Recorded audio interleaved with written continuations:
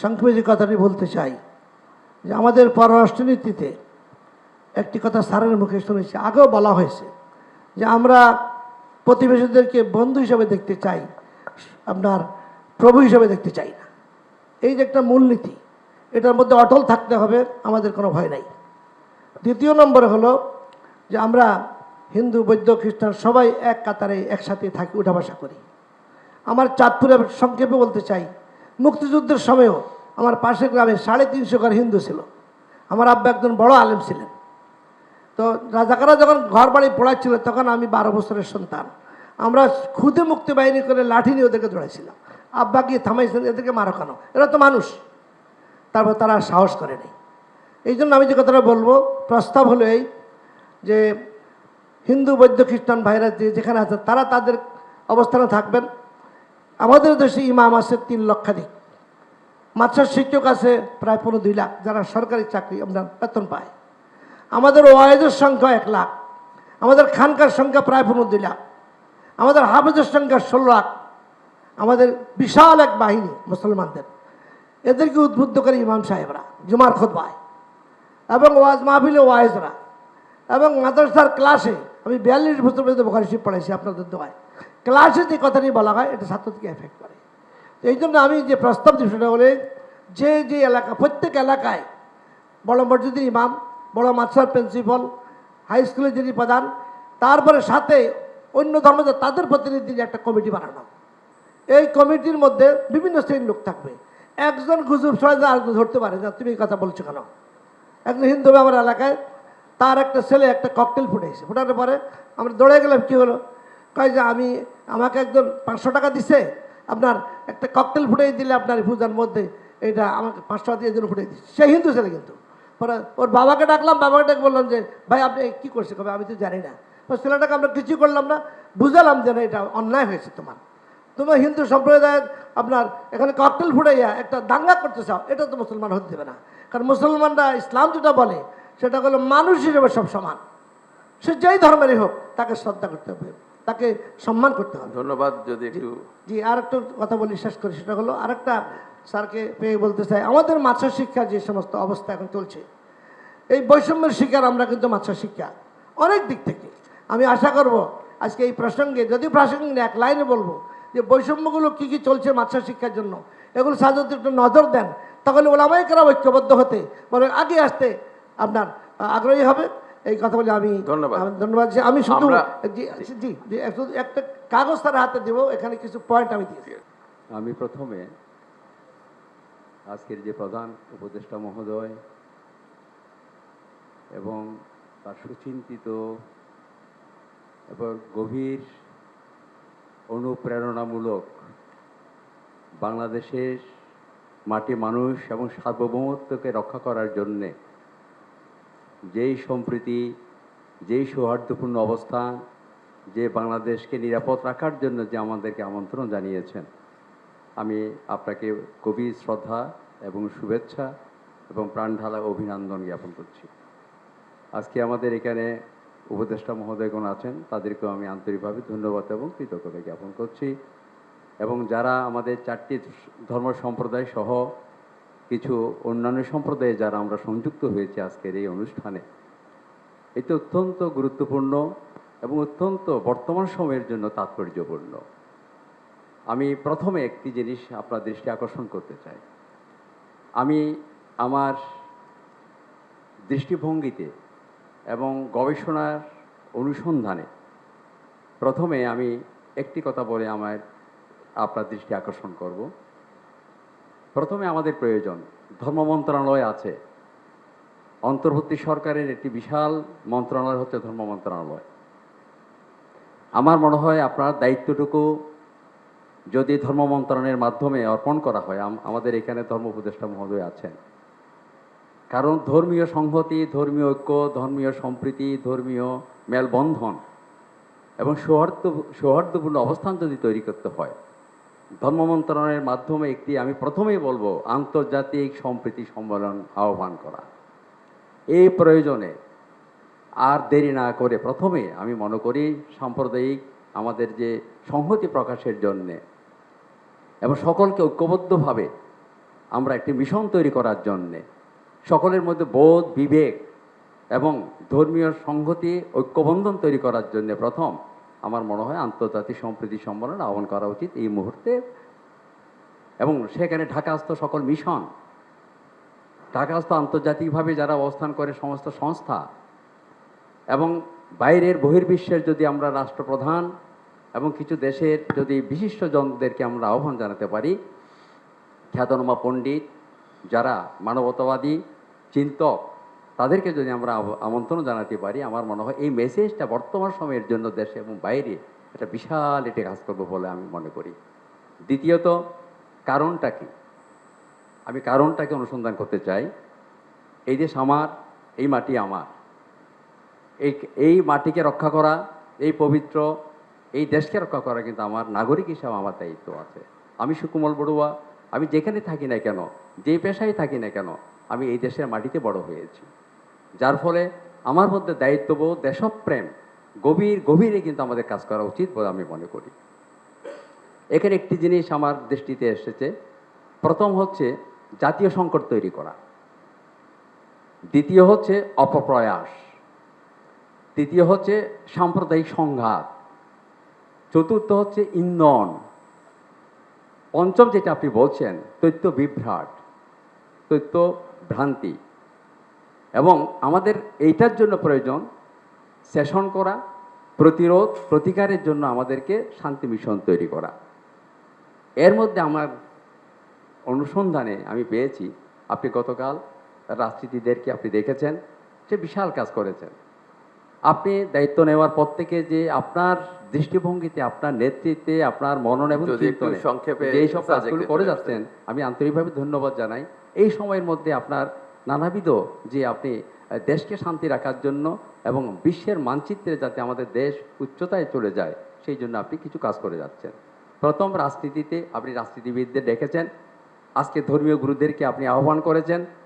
হয়তো পেশাদারিত্ব যারা আছে, আমার মনে হয় দেশের বিভিন্ন স্থানে যারা আছে, তাদেরকে আপনি ডাকবেন এবং যুবকদেরকে আপনি ডাকবেন, যুবকের যারা নেতৃত্ব দেয় তাদেরকে আপনি ডাকবেন এবং বিশ্ববিদ্যালয়ের সহ বিভিন্ন কলেজে যারা আছেন, যারা নেতৃত্ব দেয় শিক্ষার্থীদের আপনি ডাকবেন এবং পরবর্তীতে আপনি জাতীয় শান্তি মিশন তৈরি করবেন।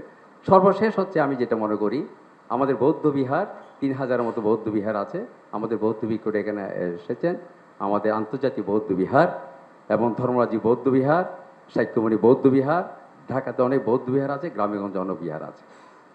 সম্প্রতি আমরা বাংলাদেশের বিভিন্ন জনপদে কঠিন জীবদান হয়েছে, আপনি জানেন, আপনি চট্টগ্রামের, এবং আমাদের সেখানে শারদীয় পুজো অত্যন্ত ভাবগাম্ভীর্যে, এবং আমার মনে হয় এবারের মতো কোনো শান্তি মাধ্যমে এই শারদীয় পূজা কিন্তু কোনো সংখ্যাহীনভাবে নির্বিঘ্নে আমরা সেটা উদযাপন করতে পেরেছি। সকলে কিন্তু অংশগ্রহণ করেছি, জাতি ধর্ম বর্ণ নির্বিশেষে বাংলাদেশের সমস্ত জায়গার মধ্যে সেটা খুবই আনন্দ উৎসবের মাধ্যমে হয়েছে। ধন্যবাদ।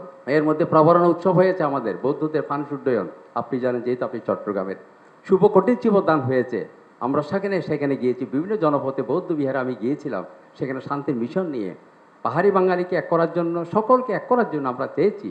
আমরা চাচ্ছি যে এই দেশ শান্তির দেশ, সম্প্রীতির দেশ, আবহমান কালের থেকে সেটা 1000 বছর সংস্কৃতিকে ধরে রাখতে চাই আমরা। এই জন্য আমি অনেক জায়গায় গিয়েছি, কক্সবাজার, রামু এবং শেষ করে আমি যেটা বলতে চাই, মাননীয় উপদেষ্টা মহোদয়, যেহেতু আপনি আমাকে দিকে ডাকছেন, আমি চাই এখানে বাংলাদেশের যে বৌদ্ধ পূর্ণ আমাদের যেগুলো আছে, চীন, জাপান, থাইল্যান্ড, এখানে বিভিন্ন দেশের মানুষদেরকে যদি আমি, আমার মনে হয় ঢাকাস্থ যারা আছে, বিভিন্ন বিষয়গুলোকে ডেকে যদি একটি শান্তি সম্প্রীতি করেন।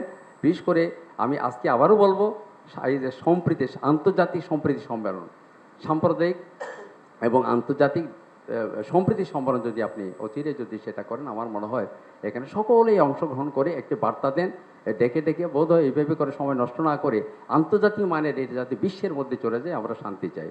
এবং আমরা কখনো, আমি আবারও সবিনয়ে বলছি, আমরা দেশপ্রেমী, এই দেশে থাকবো, এই দেশ থেকে কখনো কোথাও যাব না।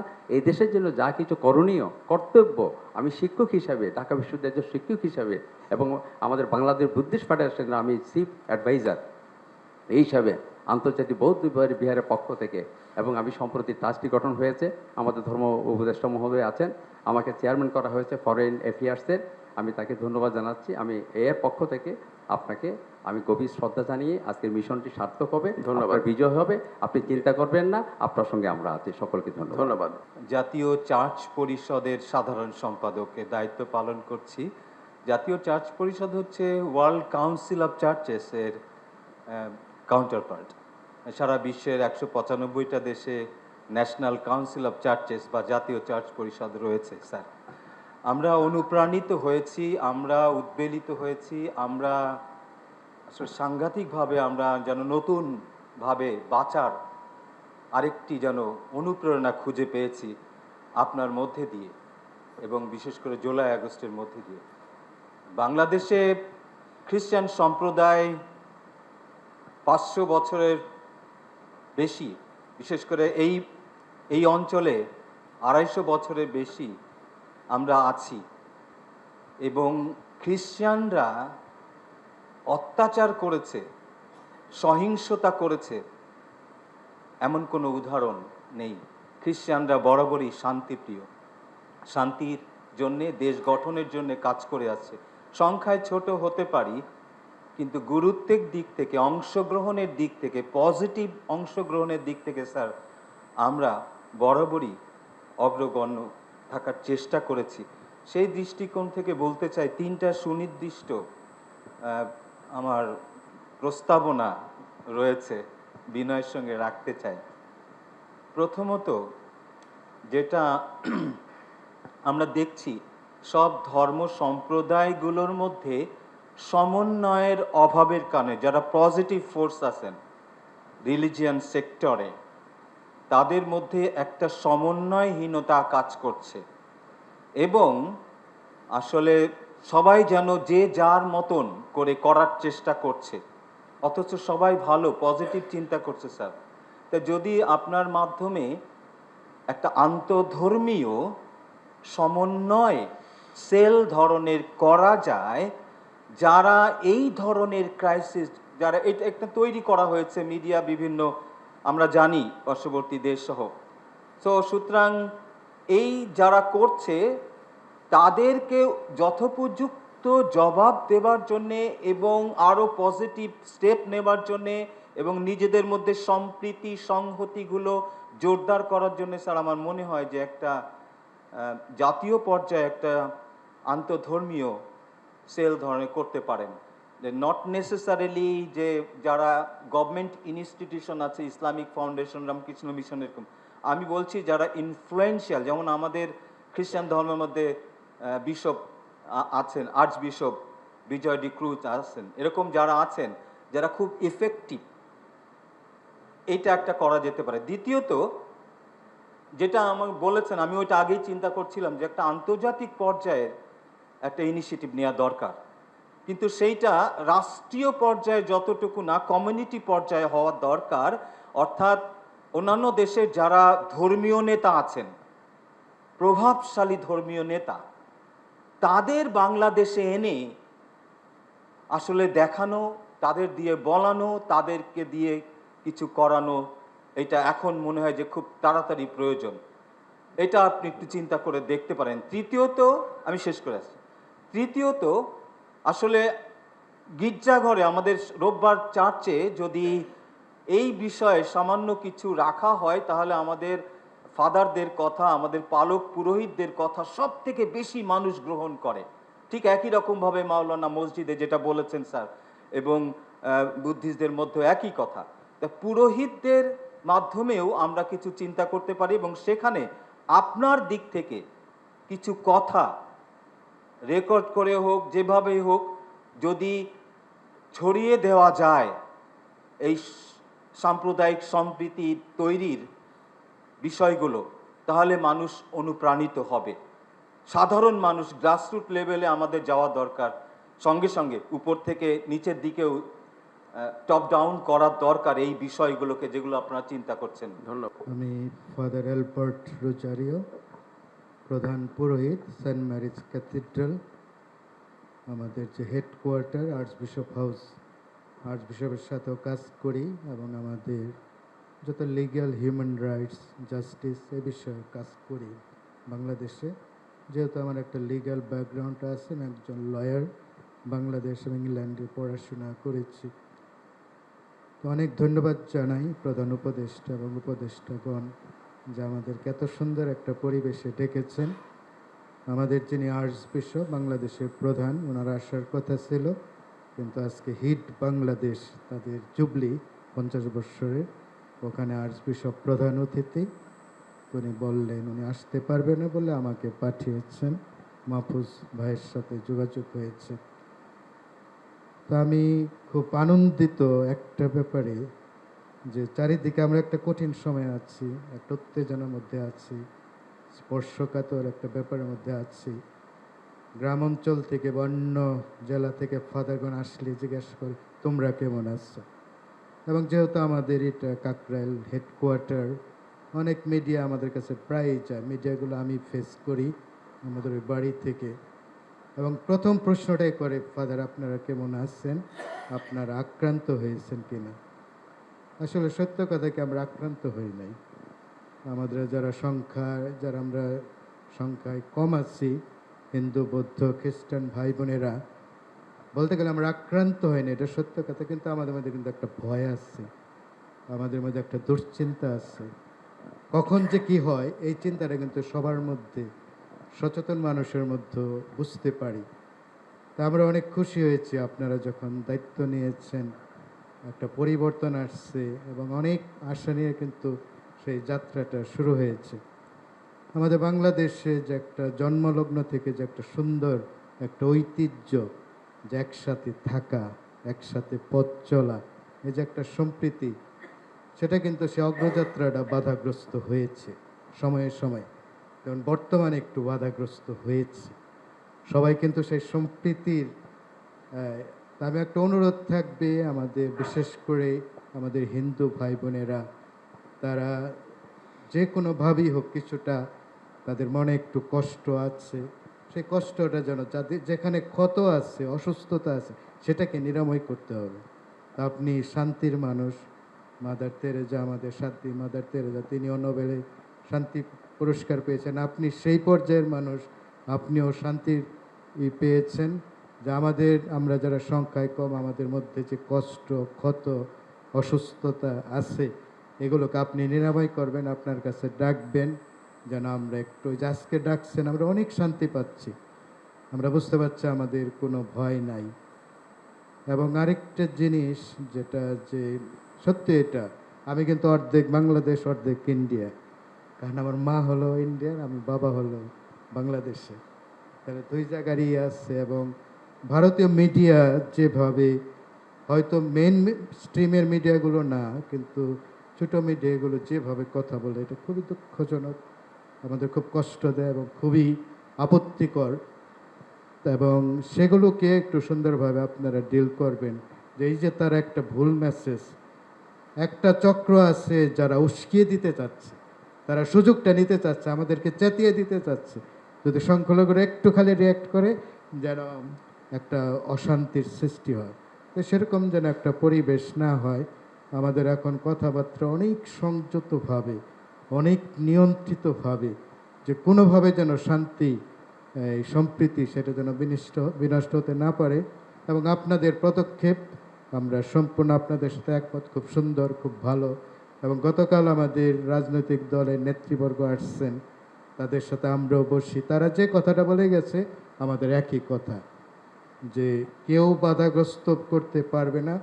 বাংলাদেশের 16 কোটি মানুষ, আমরা সব ধর্মের মানুষ, আমরা এক থাকব, ঐক্যটা আমাদের থাকবে, তাহলে আমাদের কেউ কোনো ক্ষতি করতে পারবে না। আর ভারতের ব্যাপারে বলবো যে ভারত আমাদের প্রতিবেশী রাষ্ট্র, স্বাধীনতা যুদ্ধে তাদের একটা বিরাট অবদান আছে। এটা আমি তখন ক্লাস 3-তে পড়ি, তারপরও বুঝতে পেরেছি। আমি মুক্তিযুদ্ধ করি নাই, কিন্তু মুক্তিযোদ্ধাদের রুটি বানিয়ে দিছি, তো ওইভাবে অংশগ্রহণ করছি। তাই ভারতের সাথে যেন আমাদের বন্ধুত্বপূর্ণ, প্রতিবেশীপূর্ণ সম্পর্কটা কোনোভাবে বিনষ্ট না হয়, সে ব্যাপারে একটু খেয়াল রাখবেন। কারণ ভারতের একটা গোষ্ঠী মনে হয় কিছুটা উস্কানিমূলক কথা বলছে, সেখানে যেন আমরা পা না দিই। তো আমি আর বাড়াতে চাই না, আপনাকে অনেক ধন্যবাদ। সামনে আমাদের বড়দিন, আমাদের কোনো দুশ্চিন্তা নাই, আমরা খুব সুন্দরভাবে বড়দিন করতে পারবো। আপনাদেরকে নিমন্ত্রণ জানাই। এবং আপনাকে অনুরোধ করে যদি আমাদের খ্রিস্টান সম্প্রদায়ের একটু আপনার সাথে দেখা করার সুযোগ দেন বড়দিন উপলক্ষে।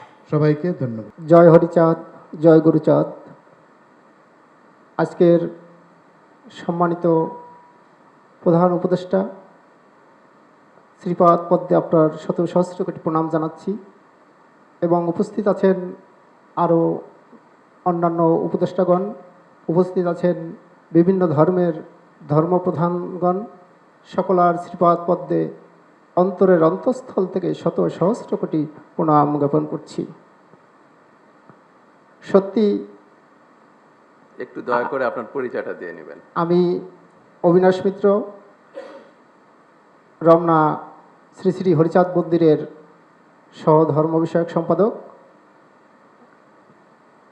আমি একজন শিক্ষক। আসলে আমরা এই যে একত্রিত হয়েছি এবং আপনার ডাকে ভাই ফোন দিয়েছে, আসলে এই যে একটা সম্প্রীতি, যারা আসছি একত্র হয়ে ঢুকেছি, মানে মনের ভিতরেই একটা আরাম লেগেছে যে না, আমি ঢুকতেছি কাদের সাথে, হুজুর, এই যে ত্রিপুরা, চাকমা, খ্রিস্টান, কোনো ভেদাভেদ নেই। কেউর মনে একটু, আমার মনে হয় এখানে যারা উপস্থিত হয়েছি কারো মনে একটু দ্বিধা সংকোচ নেই একে অপরকে বড় করা, ছোট করার জন্য। কিন্তু কোনো না কোনো কিছু তো আছে যার জন্যই কিন্তু এটা হচ্ছে।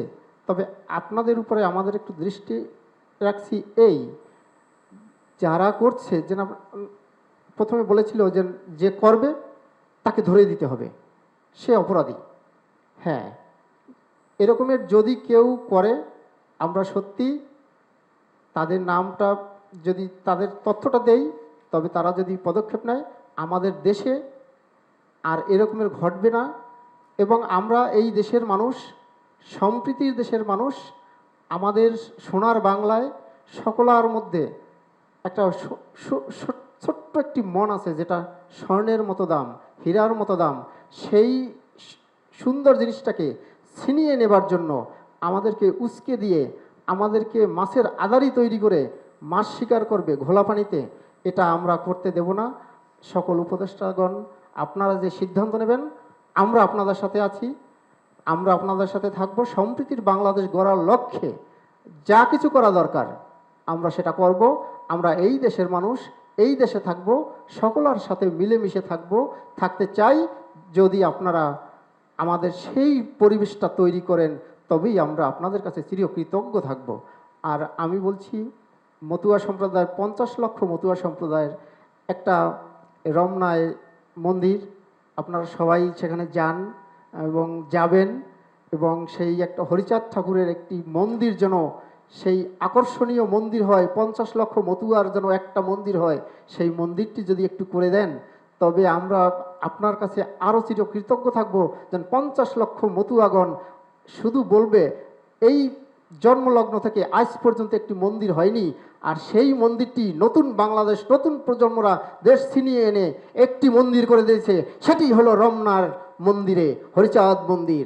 এই প্রত্যাশা রেখেই আমি আপনার বক্তব্য শেষ করছি। সকলার শ্রীপাদ পদ্মে প্রণাম রেখে আমি আমার কথা শেষ করছি। জয় হরিচাঁদ, জয় গুরুচাঁদ। ধন্যবাদ। আমি প্রথমেই মহামান্য প্রধান উপদেষ্টা এবং অন্যান্য উপদেষ্টাগণ আর এখানে উপস্থিত রয়েছেন গণ্যমান্য বিভিন্ন সম্বোধন করার দরকার নাই, কারণ আমাদের সময়টা তো সবার প্রতি আমার আন্তরিক প্রণাম, শ্রদ্ধা এবং শুভেচ্ছা। আমি sister Reba Veronica D'Costa, Saint Francis Xavier school and কলেজের লক্ষ্মীবাজার স্টুডেন্ট কাউন্সিলর। আমি শুধু আজকে এটাই বলতে চাই, এই যে আমরা একটা উদ্যোগ নিয়েছি সম্প্রীতি আমাদের দেশে, এবং এই সম্প্রীতিটা প্রধান 4টা ধর্মাবলম্বী লিডারদের নিয়ে, এবং আমি বেশ কয়েক বছর ধরেই বিভিন্ন এই ধরনের সমাবেশে যোগদান করি।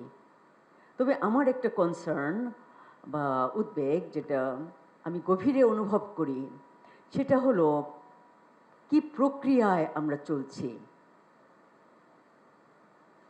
সমাধানের দিকে আমি বেশি লক্ষ্য করব না, প্রক্রিয়ার দিকে আমি বেশি লক্ষ্য করি। আমরা যদি বলি যে হ্যাঁ আমরা নিরাপদে বড়দিন করব, পুজো করব, আমাদেরকে রক্ষা করা হবে, না, আমি সেটা বিশ্বাসী না। কারণ আমরা প্রথমে শুনেছি আমরা বাংলাদেশি, আমাদের প্রত্যেকের সমান অধিকার আছে।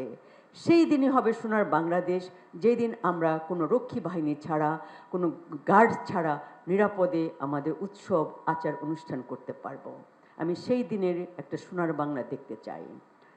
তারপরে আমি বলতে চাই যে আমাদের যুব সমাজ যারা একটা নতুন বাংলার চিন্তা করছে তাদের রক্ত দিয়ে, এবং সেখানে রয়েছেন আমাদের প্রবীণদের প্রজ্ঞা নিয়ে, এই যে নতুন এবং প্রবীণের যে একটা সমন্বয়, এটা কিন্তু অনেক সুন্দর। তবে আমাদের লক্ষ্য রাখতে হয় যে আমাদের দেশে এটাকে কি বলবো, একটা মব স্পিরিট বা একটা হুজুকে কিছু হয়ে যায় যেটা আমাদেরকে ধ্বংসাত্মক দিকে নিয়ে যায়। সেই দিকটার জন্য আমরা কি করব? যুব সমাজকে তো আমাদের লক্ষ্য রাখতে হবে। তারাই পারে গড়তে, তারাই পারে ধ্বংস করতে। যেন আমাদের ধ্বংস ধ্বংসাত্মকমূলক না হয়, গঠনমূলক হয়, সেটাই আমি চাই। কারণ কিছুদিন আগেও আমি লক্ষ্মীবাজারে 4 ধর্মের নেতাদের নিয়ে 15টা স্কুল কলেজের প্রফেসর, প্রিন্সিপাল, তাদেরকে নিয়ে একটা আন্তঃধর্মীয় সংলাপ করেছি, খুবই সুন্দর। আমি চিন্তা করছি এখন আমরা যুবক যুবতীদের নিয়ে, স্কুলের স্টুডেন্টদের নিয়ে করব, কিন্তু সেটা কতটুকু সাফল্য হবে? আপনারা এখন যারা লিডারশিপ দিচ্ছেন বাংলাদেশে, আপনাদের সহযোগিতার হাত একান্ত কাম্য। কারণ আমি মনে করি যুবক সমাজ যদি ডিরেলড হয়ে যায়, রেল লাইন থেকে বিচ্যুত হয়ে যায়, আমরা কোনো দিনও একটা সোনার বাংলা করতে পারবো না। কারণ সে 71, আমি মাত্র ক্লাস 8-এ, আমার বাড়ি ছিল মুক্তিযোদ্ধাদের ক্যাম্প, আমার বাবা ছিলেন অর্গানাইজার, গভীর রাতে মা রান্না করে তাদের খাওয়াতেন, আমি সার্ভ করতাম। আমরা গভীরভাবে হিন্দু, মুসলিম, খ্রিস্টান, যেহেতু আমাদের ভাওয়ালে বুদ্ধিস্ট নেই, আমরা এক ছিলাম। প্রত্যেক দিন আমরা দেখেছি দৌড়ে আমাদের হিন্দু দাদারা, মুসলিম চাচা কাকা যেই ডাকি, সবাই একসাথে বসে আমরা চা খাই, গল্প করি, উৎসব করি, বড়দিন, ঈদ, সব কিছু, পুজো, সব কিছু একসাথে করি। আমরা তো সেরকম একটি দেশ চাই। আমি বিশ্বাস করি যে আপনি শ্রদ্ধেয় প্রধান উপদেষ্টা, আপনি অনেক জ্ঞানী মানুষ, শান্তির দূত, এবং আমি বিশ্বাস করব বাংলাদেশের প্রত্যেকটি ধর্মগুরু যেন বুঝতে পারে ধর্ম যার যার, উৎসব সবার, বা স্বাধীনতা রয়েছে ধর্মকে চর্চা করার, সম্মান করার। কারণ কেউ আমরা সৃষ্টিকর্তাকে চোখে দেখিনি, কিন্তু তাকে বিশ্বাস করি, তাকে দেখি পরস্পরের মধ্যে। এই দেখাটা যেন সেই পবিত্র দেখার মধ্যে হয়, সুন্দর দেখার মধ্যে হয়, এবং বাংলাদেশ যেন সত্যি সত্যি বিশ্বের দুয়ারে একটি সার্বভৌম সুন্দর একটি দেশ হয়, যেখানে আমরা শ্রদ্ধা পাব, পরস্পরকে শ্রদ্ধা দিব, বিশ্ব জগৎ থেকে আমরা শ্রদ্ধা পাব। এটা আমি কামনা করি। ধন্যবাদ। ধন্যবাদ। আমি মোহাম্মদ উসমান গনি সালিহি, প্রধান ফকিহ দারুন নাজাত সিদ্দিকিয়া কামিল মাদ্রাসা, ডেমরা, ঢাকা, প্রধান মুবাল্লিগ সারসিনা দরবার শরীফ। প্রথমেই ধন্যবাদ জ্ঞাপন করছি স্যার আমাদেরকে এমন একটি গুরুত্বপূর্ণ প্রোগ্রামে আমাদেরকে সমবেত করবার জন্য। আমরা যেই সম্প্রীতি, সদ্ভাব যে বিষয়টি নিয়ে আমরা কথা বলছি, জুলাই পরবর্তী গণ অভ্যুত্থানের এই সুন্দর বাংলাদেশ দেখবার পরে সত্যি আমি অ্যাবসুলেটলি একেবারে হৃদয় থেকে, হৃদয় গহীন থেকে এই কথাটি অবশ্য আমি বলতে বাধ্য যে সদ্ভাব ও সম্প্রীতির রোল মডেল ছিলেন প্যারা নবী রসুল করিম সাল্লাল্লাহু আলাইহি ওয়াসাল্লাম। তিনি যে আইডল, তিনি যে আদর্শ আমাদেরকে দেখিয়ে দিয়েছেন, আমরা যদি প্যারা নবী রসুল করিম সাল্লাল্লাহু আলাইহি ওয়াসাল্লামের সে আদর্শকে বাস্তবায়ন করতে পারি, আমি মনে করি এই নতুন বাংলাদেশে আমরা যদি আল্লাহর নবীর আদর্শ যদি আমরা বাস্তবায়ন করতে পারি, তাহলে আমাদের দেশে যে অন্যান্য ধর্মাবলম্বী যারা আছে এবং যাদেরকে আমরা সংখ্যালঘু বলি, আসলে ইসলাম সংখ্যালঘুদের পরে কখনো অত্যাচার করেছে, নির্যাতন করেছে, নিপীড়ন করেছে, এমন কোনো এক্সাম্পল ইসলামের ইতিহাসে আমরা খুঁজে পাই না। বরং রসুল্লাহ সাল্লাহ আলী ওয়াসাল্লামার কাছে সংখ্যালঘু যারা এসেছিলেন তাদেরকে নবীজি তাদের সেফটি অ্যান্ড সিকিউরিটির নিরাপত্তা দিয়েছিলেন কিন্তু পেয়ারা নবী রসুল করিম সাল্লাহ আলী ওসাল্লাম। আমি একথাও বলবো যে আমাদের প্রিয় মাতৃভূমি বাংলাদেশে যারা সংখ্যালঘু আছেন, আমি মনে করি তারা মায়ের কোলে সন্তান যেভাবে সেফ আছেন, আমি মনে করি আমাদের প্রিয় মাতৃভূমি বাংলাদেশে তারা এরকম নিরাপদ আছেন। যদিও কেউ বা কোনো গুজব ছড়াচ্ছেন, আমরা গুজবে কান দিব না। আমি মনে করি স্যার, আপনি যে নতুন বাংলাদেশের স্বপ্ন আমাদেরকে দেখাচ্ছেন, আমরা আপনাদের সাথে রয়েছি। আলেম ওলামা আমরা যারাই আছি, সারা বাংলাদেশের আলেম ওলামা আমরা এই কথা বলতে পারি যে যখনই কোনো প্রয়োজন হবে আপনি আমাদেরকে আজকে ডেকেছেন, নেক্সটে যদি আমাদেরকে কখনো ডাকেন, এই জন্য আপনি যত ধরনের পদক্ষেপ নেবেন আমরা ইনশাআল্লাহ আলেম ওলামারা আমরা আপনার সাথে আমরা আছি। যখনই প্রয়োজন হবে আমরা ইনশাআল্লাহ আপনার ডাকে আমরা সাড়া দিব ইনশাআল্লাহ। আমরা বলবো যে ধর্ম যার যার, এই প্রিয় মাতৃভূমি বাংলাদেশ আমাদের সবার, এই স্লোগানটিকে যদি আমরা সামনে নিয়ে যদি আমরা আগাতে পারি, আমরা আশা করি আমরা সফল হব। তবে এ ব্যাপারে আমার কয়েকটি প্রস্তাব হচ্ছে, আমরা জাতীয় মসজিদ বাইতুল মুকাররমে কিভাবে সম্প্রীতি এবং সদ্ভাব, আন্তঃধর্মীয় যারা আমাদের ধর্মগুরু আছেন তাদের মধ্যে কিভাবে এটি সম্পৃক্ততা করা যায়, এই জন্য জাতীয় মসজিদ বাইতুল মুকাররমে সেখানে আলোচনা হতে পারে। এছাড়া সারা বাংলাদেশের খতিবদেরকে একটা ইনস্ট্রাকশন দেওয়া যেতে পারে যে তারা কিভাবে তাদের মসজিদগুলোতে আলোচনা করবে এবং মন্দির সহ অন্যান্য জায়গায়, এবং সারা বাংলাদেশের যতগুলো শহর রয়েছে, বিশেষ করে আমরা যদি বিভাগীয় শহরগুলোতে কোনো বড় বড় এরকম কোনো প্রোগ্রাম করা যায় কিনা, যারা ইনফ্লুয়েন্সিয়াল স্পিকার যারা রয়েছেন, বিশেষ করে এই স্পিকারদের মাধ্যমে কিভাবে সম্প্রীতি এবং সদ্ভাব রক্ষা করা যায় এই বিষয়গুলো। এছাড়াও আমরা আমাদের বাংলাদেশ টেলিভিশন সহ অন্যান্য চ্যানেলগুলোতে আপনার নেতৃত্বে বা এরকম কোনো আলেম ওলামা বা অন্য কোনো ধর্মগুরু যারা আছেন তাদের মাধ্যমে এমন কোনো বক্তব্য আমরা কোট করতে পারি কিনা যাতে করে মানুষ এগুলো শুনে কমপক্ষে তারা আশ্বস্ত হবেন যে না, আসলে আমরা নিরাপদে আছি, আমরা নিরাপদে থাকব। আপনি আমাদেরকে যখনই যে কোনো প্রয়োজনে আলেম ওলামাদেরকে ডাকবেন, ইনশাআল্লাহ আমরা আপনার সাথে আছি। আল্লাহ কবুল করুন, মঞ্জুর করুন। সবাইকে শুভেচ্ছা, আমার সালাম নেবেন, প্রণাম জানবেন, জয়গুরু। আমি এখানে আসলে কেন আমন্ত্রিত হয়েছি ঠিক জানি না। আমি আমাদের মাননীয় উপদেষ্টারা তারা আমাকে ডেকেছেন, হয়তো সম্ভবত এই কারণে যে আমি দীর্ঘকাল লড়ছি বিশেষত আমাদের সকল নাগরিকের মানবিক এবং নাগরিক অধিকারের জন্য। সেদিক থেকে আমার চোখে রাষ্ট্রের দিক থেকে আসলে এই ধর্ম বা ধর্মীয় পরিচয় কিংবা অন্য কোনো পরিচয় চেয়ে অনেক গুরুত্বপূর্ণ পরিচয় হচ্ছে নাগরিক অধিকারটা নিশ্চিত করা, এবং জুলাই গণঅভ্যুত্থানটা হয়েছে নাগরিক অধিকার নিশ্চিত করার জন্য। তো সেই দিক থেকে আমরা দেখেছি যে জুলাই গণঅভ্যুত্থানের পরে বিভিন্ন ক্ষেত্রে নাগরিক অধিকার ক্ষুণ্ণ হয়েছে।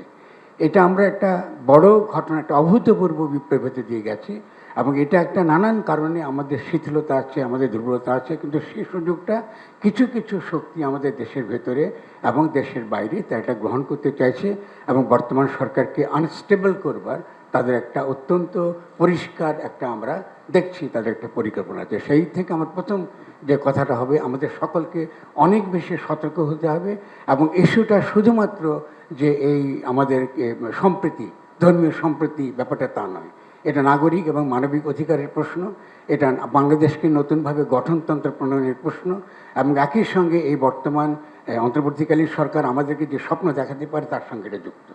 এবং এটার সঙ্গে আমি আর দুইটা কথা দিয়ে যোগ করবো, যেহেতু সময় অত্যন্ত কম, আসলে অনেক আলোচনা করার দরকার আছে। আমি এখানে কিন্তু সনাতন যে জোটটা হয়েছে, সম্মিলিত জোট, তাদের কাউকে এখানে আছেন কিনা আমি দেখছি না। কারণ বাংলাদেশের এখনকার সংকটে সবচেয়ে গুরুত্বপূর্ণ যারা আছেন তারা হলো সনাতন যে জোট, সম্মিলিত জোট তারা, এবং তাদেরই যে নেতা চিন্ময় কৃষ্ণ দাস, তিনি ইতিমধ্যে সরকার তাকে গ্রেফতার করেছেন রাষ্ট্রদ্রোহিতার অভিযোগে। এখন রাষ্ট্রদ্রোহিতা একটা কিন্তু ব্রিটিশ আইন, এবং আমরা কিন্তু জুলাই গণঅভ্যুত্থানের পরে এই ধরনের আইন নাগরিকত্বের উপর প্রয়োগ হবে এটা কিন্তু আমরাও আশা করি না যারা জুলাই অভ্যুত্থানের সঙ্গে যুক্ত ছিলেন।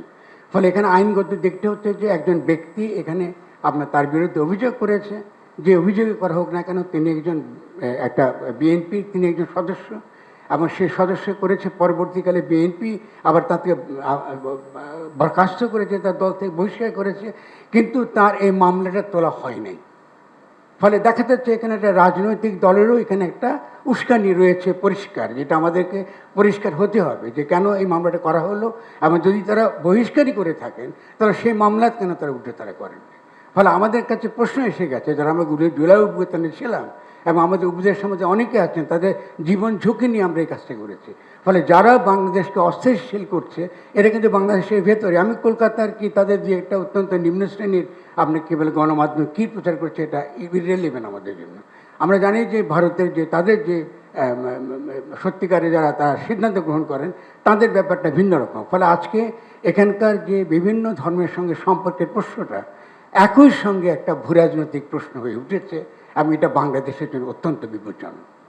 এবং আমি অত্যন্ত ক্ষোভের সঙ্গে এটা বলবো যে আমাদের এই ব্যাপারটা হ্যান্ডেল করাটা, এটাকে এনগেজ করাটা, যারা আমাদের দুঃখ পেয়েছেন, কোনো কারণে মনে করছেন তাদের নাগরিক মানবিক অধিকার ক্ষুণ্ণ হয়েছে, তাদের সঙ্গে কথা বলবার জন্য আমরা রয়েছি নাগরিকরা, আমরা এই গণ অভ্যুত্থানের সঙ্গে যারা যুক্ত, আমরাই রয়েছি তাদের সঙ্গে কথা বলবার জন্য। সেই ক্ষেত্রে যদি আইনের দ্বারা, ব্রিটিশ আইনের দ্বারা একজন নাগরিককে, তিনি একজন সন্ত, এর আগে এখানকার সনাতন ধর্মাবলম্বীদের বিভিন্ন রাজনৈতিক দল বিভিন্নভাবে ব্যবহার করেছে, এবং তারা সেই বিভিন্ন ব্যবহারের থেকে তারা বেরিয়ে এসে তারা আজকে এই ছাত্রদের এই আন্দোলনে সমর্থন দেবার জন্যে তারা নৈতিকভাবে যেমন তারা তৈরি, একই সঙ্গে এই সরকারকে তারা সমর্থন দেবার জন্য তৈরি। ফলে আমি আপনার কাছে বিনীতভাবে জানতে চাই আমাদের মাননীয় প্রধান উপদেষ্টার কাছে, যে কি করে আজকে চিন্ময় দাশগুপ্তকে, এই চিন্ময় কৃষ্ণ দাসকে এখানে আপনার গ্রেফতার করা হলো, তার আইনি ভিত্তিটা কী ছিল, এবং একই সঙ্গে তার নৈতিক এবং অন্যান্য ভিত্তি, আন্তর্জাতিক মানবাধিকার, তাদের সমাবেশ করার অধিকার আছে, তার তো কথা বলার অধিকার আছে। এবং আমি নিজে ব্যক্তিগতভাবে চিন্ময় সঙ্গে কথা বলেছি, এবং আমার তাকে কোনোভাবে বাংলাদেশের রাষ্ট্রদ্রোহী বলে মনে হয়নি। তাদের কিছু অভিযোগ আছে, এবং এর আগে বিভিন্ন রকম রাজনৈতিক দলগুলো তাদেরকে ব্যবহার করেছে, অত্যন্ত খারাপভাবে ব্যবহার করেছে।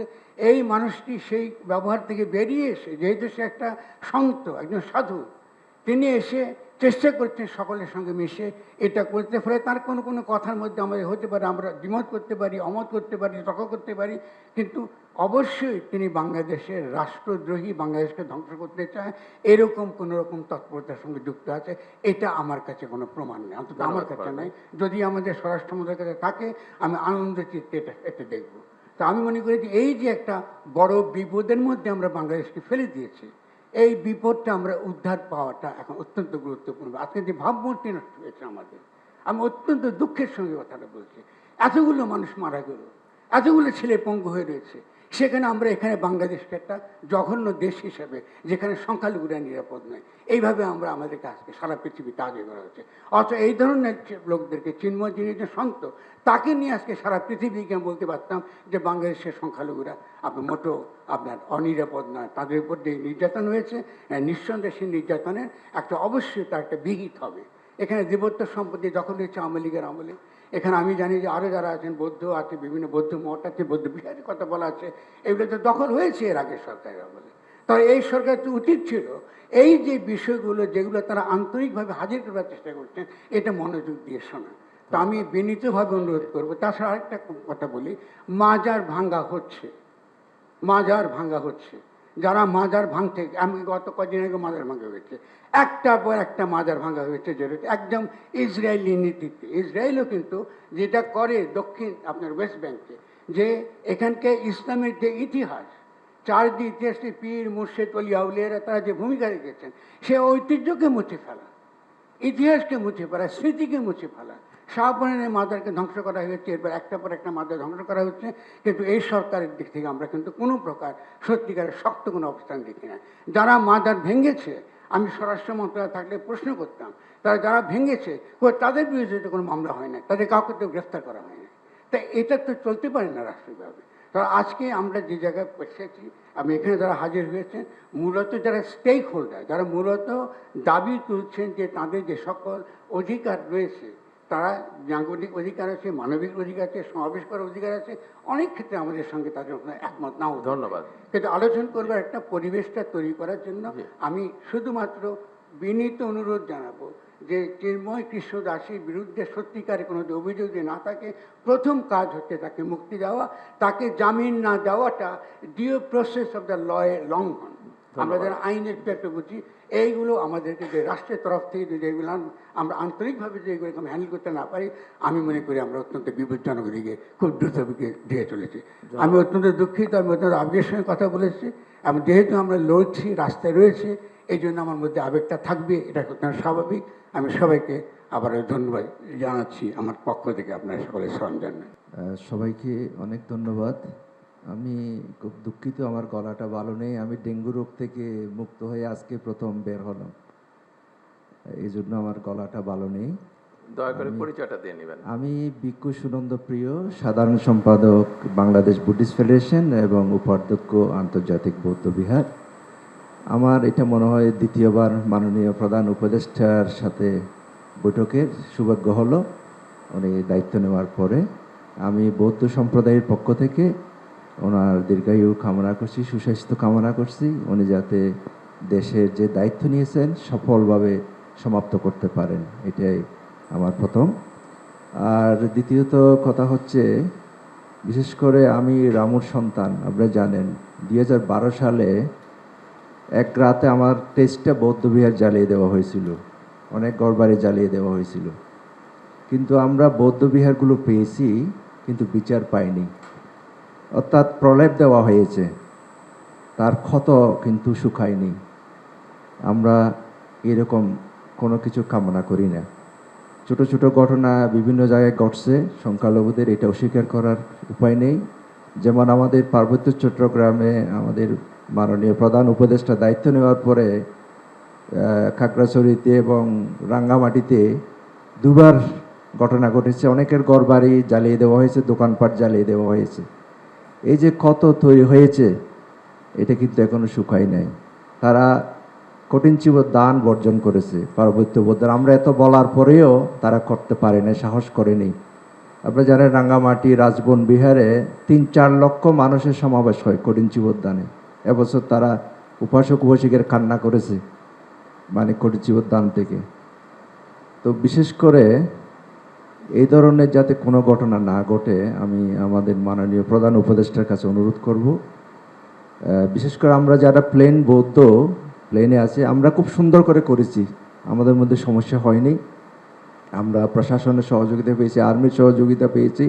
আমাদের প্রফেসর ডক্টর সুকুমল বড়ুয়া ছিল, আমরা আর্মি চিফের সাথেও দেখা করেছি, সর্বোচ্চ সহযোগিতা পেয়েছি। তো আমরা আজকে যারা এখানে এসেছি সকল ধর্মের মানুষ, আমরা এদেশে মিলেমিশে থাকব।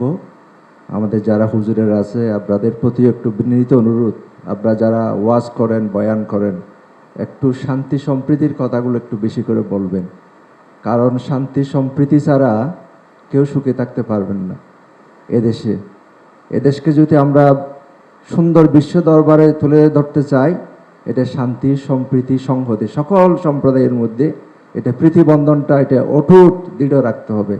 আমরা এমন একজন মানুষ পেয়েছি, উনি বিশ্বের নোবেল জয়ী, এরকম সৌভাগ্য আর আমাদের হবে কিনা জানি না। বিশেষ করে আমরা চট্টগ্রামবাসী, আমরা যারা বৌদ্ধরা আছি আমরা 90% চট্টগ্রামের।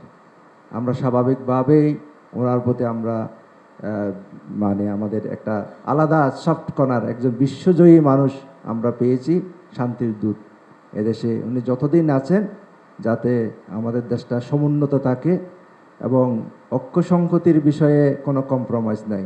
সোজা কথা, আমরা এদেশের সন্তান, আমরা এদেশে জন্মগ্রহণ করেছি। এদেশের এই যে পতাকা, এখানে যে আমরা লাল সবুজের পতাকা, এই পতাকার মান আমরা রাখবো, আমরা যে সম্প্রদায় হই না কেন। ধন্যবাদ সবাই। আসসালামু আলাইকুম ওয়া রাহমাতুল্লাহি তাআলা ওয়া বারাকাতুহু। নাহমাদুহু ওয়া নুসাল্লি ওয়া নুসাল্লিমু আলা রাসূলিল কারীম। সম্মানিত প্রধান উপদেষ্টাবৃন্দ, বিভিন্ন ধর্মের যারা আজকে জমায়েত হয়েছেন সকলকে আমি আন্তরিকভাবে মোবারকবাদ। পরিচয়টা দিয়ে নেন। আমি মোহাম্মদ জসিমউদ্দিন আল আজহারি, অধ্যক্ষ কাদেরিয়া তৈবিয়া আলিয়া কামিল মাদ্রাসা মোহাম্মদপুর, ঢাকা, যুগ্ম মহাসচিব আহলে সুন্নাত ওয়াল জামাত বাংলাদেশ। আজকের এই অনুষ্ঠানে আমি শরীক হতে পেরে নিজেকে ধন্য মনে করছি। আমাদের কয়েকদিনে বাংলাদেশের যে পরিস্থিতি, সেই পরিস্থিতিকে সামনে সামাল দেওয়ার জন্য আপনি যে আমাদেরকে আহ্বান করেছেন, আমি একজন দেশের নাম প্রস্তাব থাকবে আমার, যা ঘটে না তার চেয়ে রটাই বেশি, সেটা প্রতিকারের জন্য প্রথম মাধ্যম হচ্ছে আমাদের মিডিয়া, সেই মিডিয়া সব সময় আমাদের দেশে, আমরা স্বাধীন দেশে এইভাবে মিডিয়া যখন যেভাবে সে গুজব রটায়, আমি সে আপনার মাধ্যমে চাই প্রথম গুজবটা বন্ধ হোক, 1 নম্বর। দ্বিতীয় হচ্ছে আমাদের সম্প্রীতির এই দেশ, 12 আউলিয়ার দেশ, 360 আউলিয়ার দেশ, এটা মুসলমান, হিন্দু, বৌদ্ধ, খ্রিস্টান সকলের সম্প্রীতির একটা দেশ। যে দেশ আল্লাহর ওলিরা এই দেশে আদর্শ দিয়ে, মহাব্বত দিয়ে, প্রেম দিয়ে, ভালোবাসা দিয়ে আমাদের মধ্যে একটা সুন্দর সৌহার্দ্যপূর্ণ দেশ আমাদেরকে উপহার করা হয়।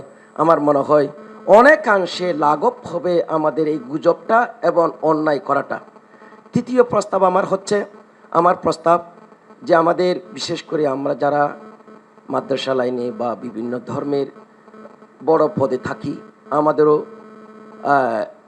সাধারণ পাবলিকদেরকে ধর্মে কাউকে উৎসাহিত করে না।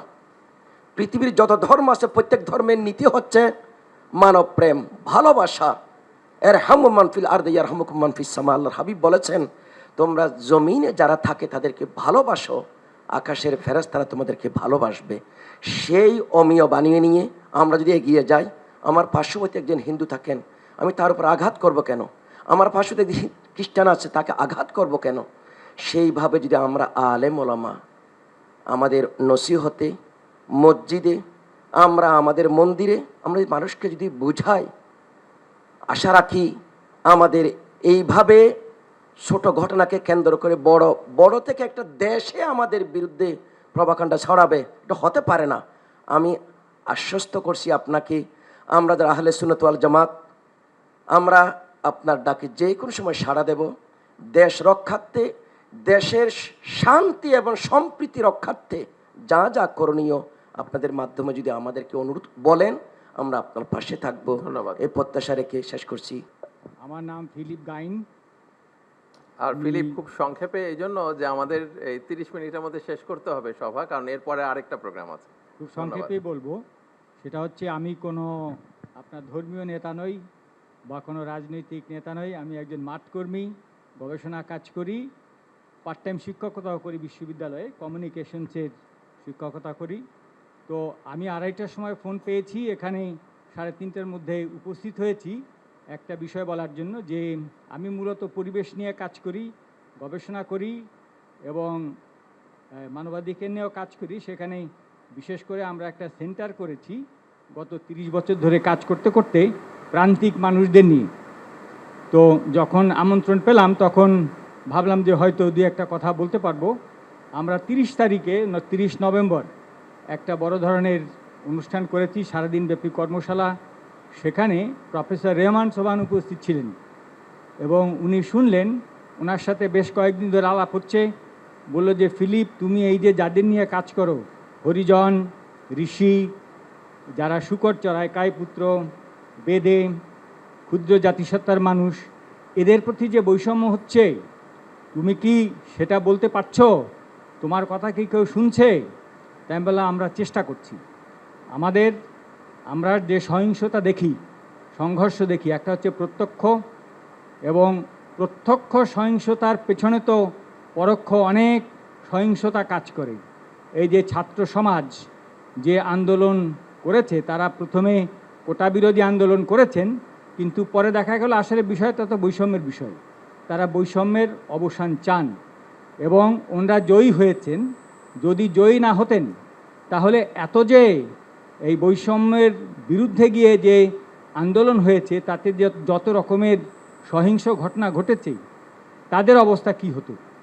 আপনি একবার ভেবে দেখুন যে শ্রীমঙ্গল পৌরসভায় এখনও একজন পরিচ্ছন্নতা কর্মীর মাসিক বেতন 1000 টাকা। নভেম্বরের 30 তারিখ পর্যন্ত বেতন ছিল 550 টাকা।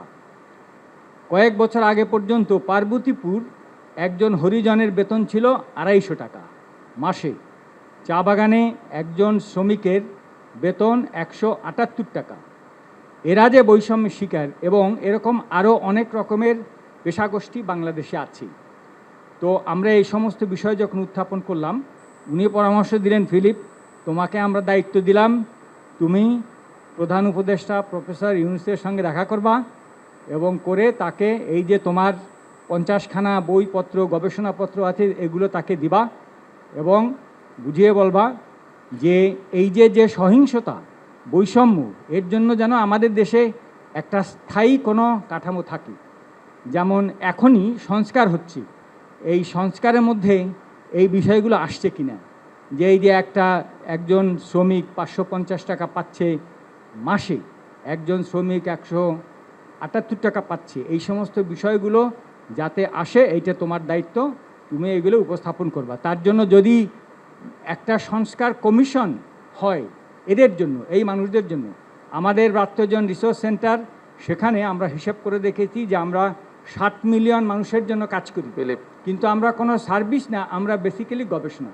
তো আমরা ইতিমধ্যে প্রফেসর ইউনূসের সঙ্গে সাক্ষাতের জন্য প্রার্থনা জানিয়েছি এবং আমাদের যে গবেষণালব্ধ 40 বছরের গবেষণালব্ধ বইপত্র আছে এগুলো আমরা দিতে চাই। আমরা আপনাদের সাথে থাকতে চাই।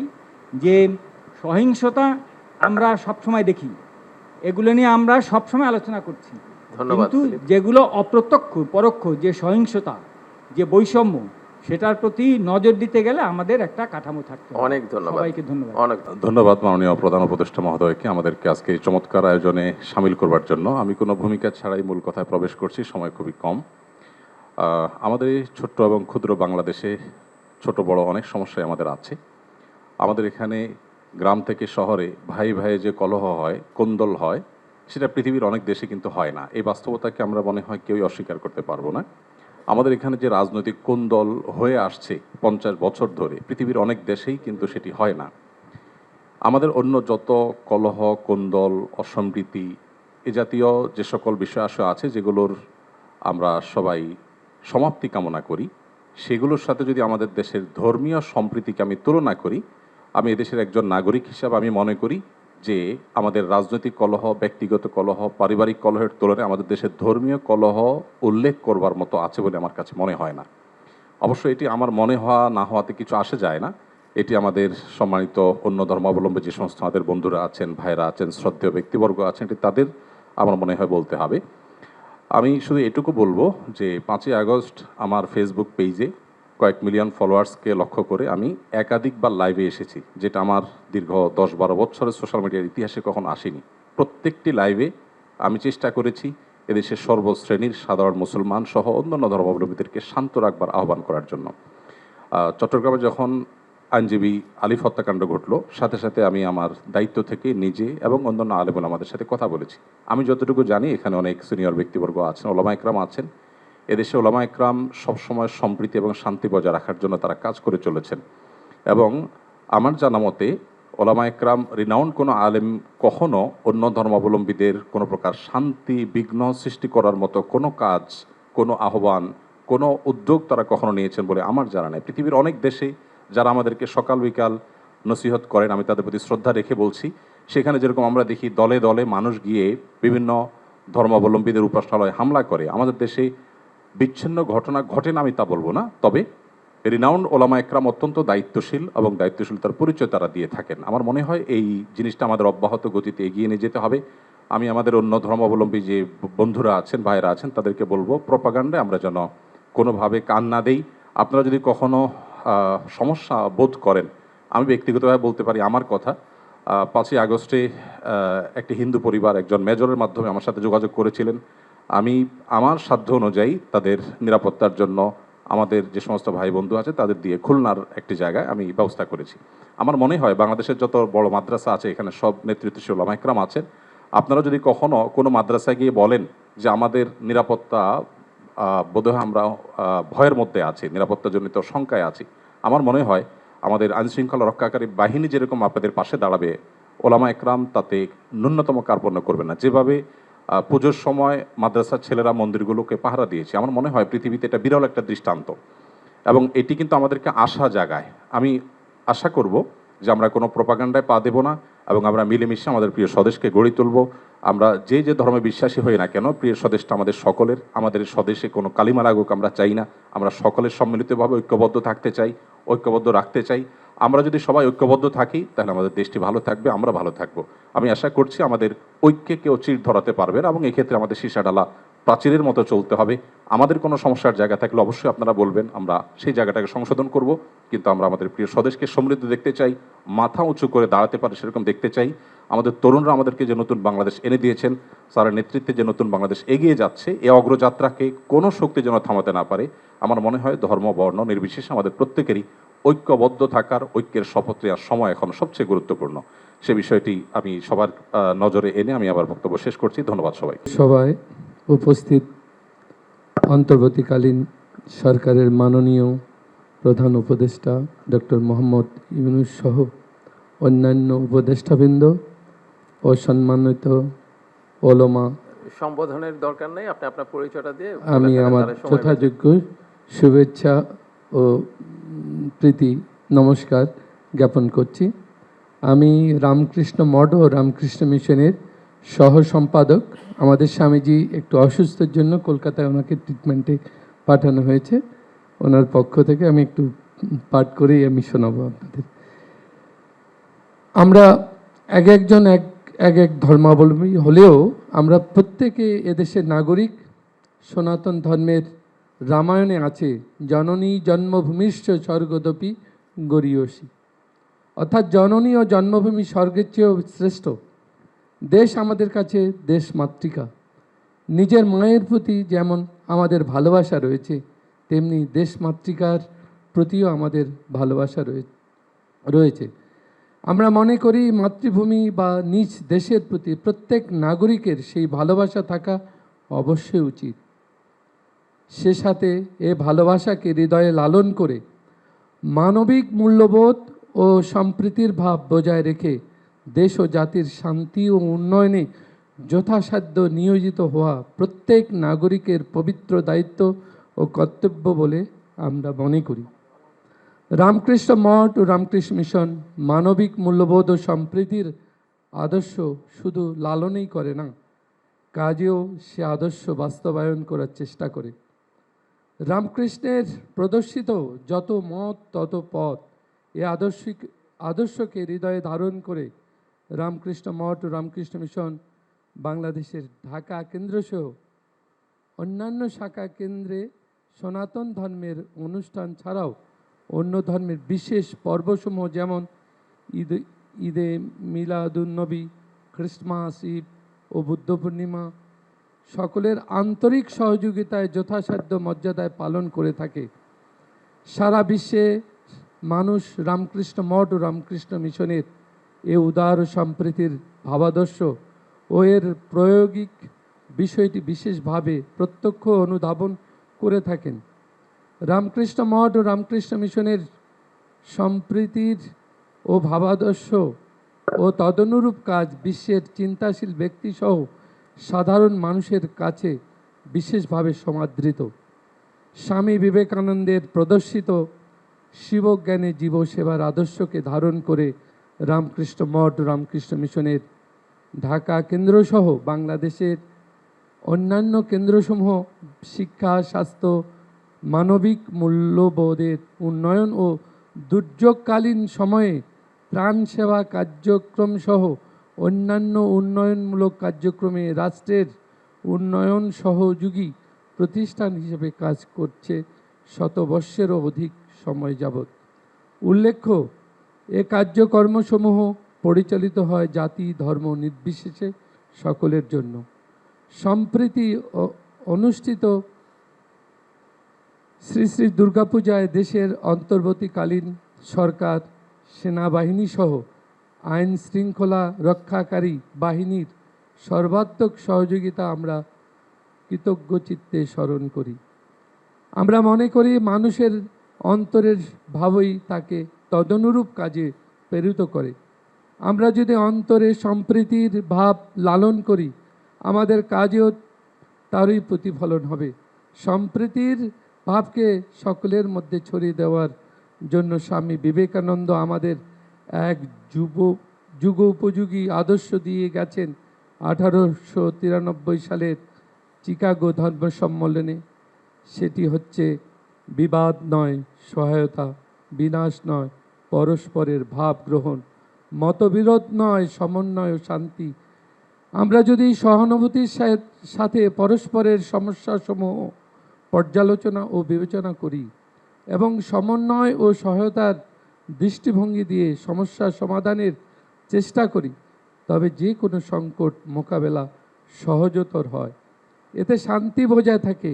দেশের শান্তি, সম্প্রীতি ও উন্নয়নের লক্ষ্যে অন্তর্বর্তীকালীন সরকারের উদ্যোগে পারস্পরিক ভাব বিনিময়ের যে বিষয়টি আজকের এই আলোচনা অনুষ্ঠানের মাধ্যমে প্রকাশিত হয়েছে, সেই জন্য অন্তর্বর্তীকালীন সরকারের মাননীয় প্রধান উপদেষ্টা, অন্যান্য উপদেষ্টা সহ সংশ্লিষ্ট সকলকে আমাদের আন্তরিক ধন্যবাদ জ্ঞাপন করি।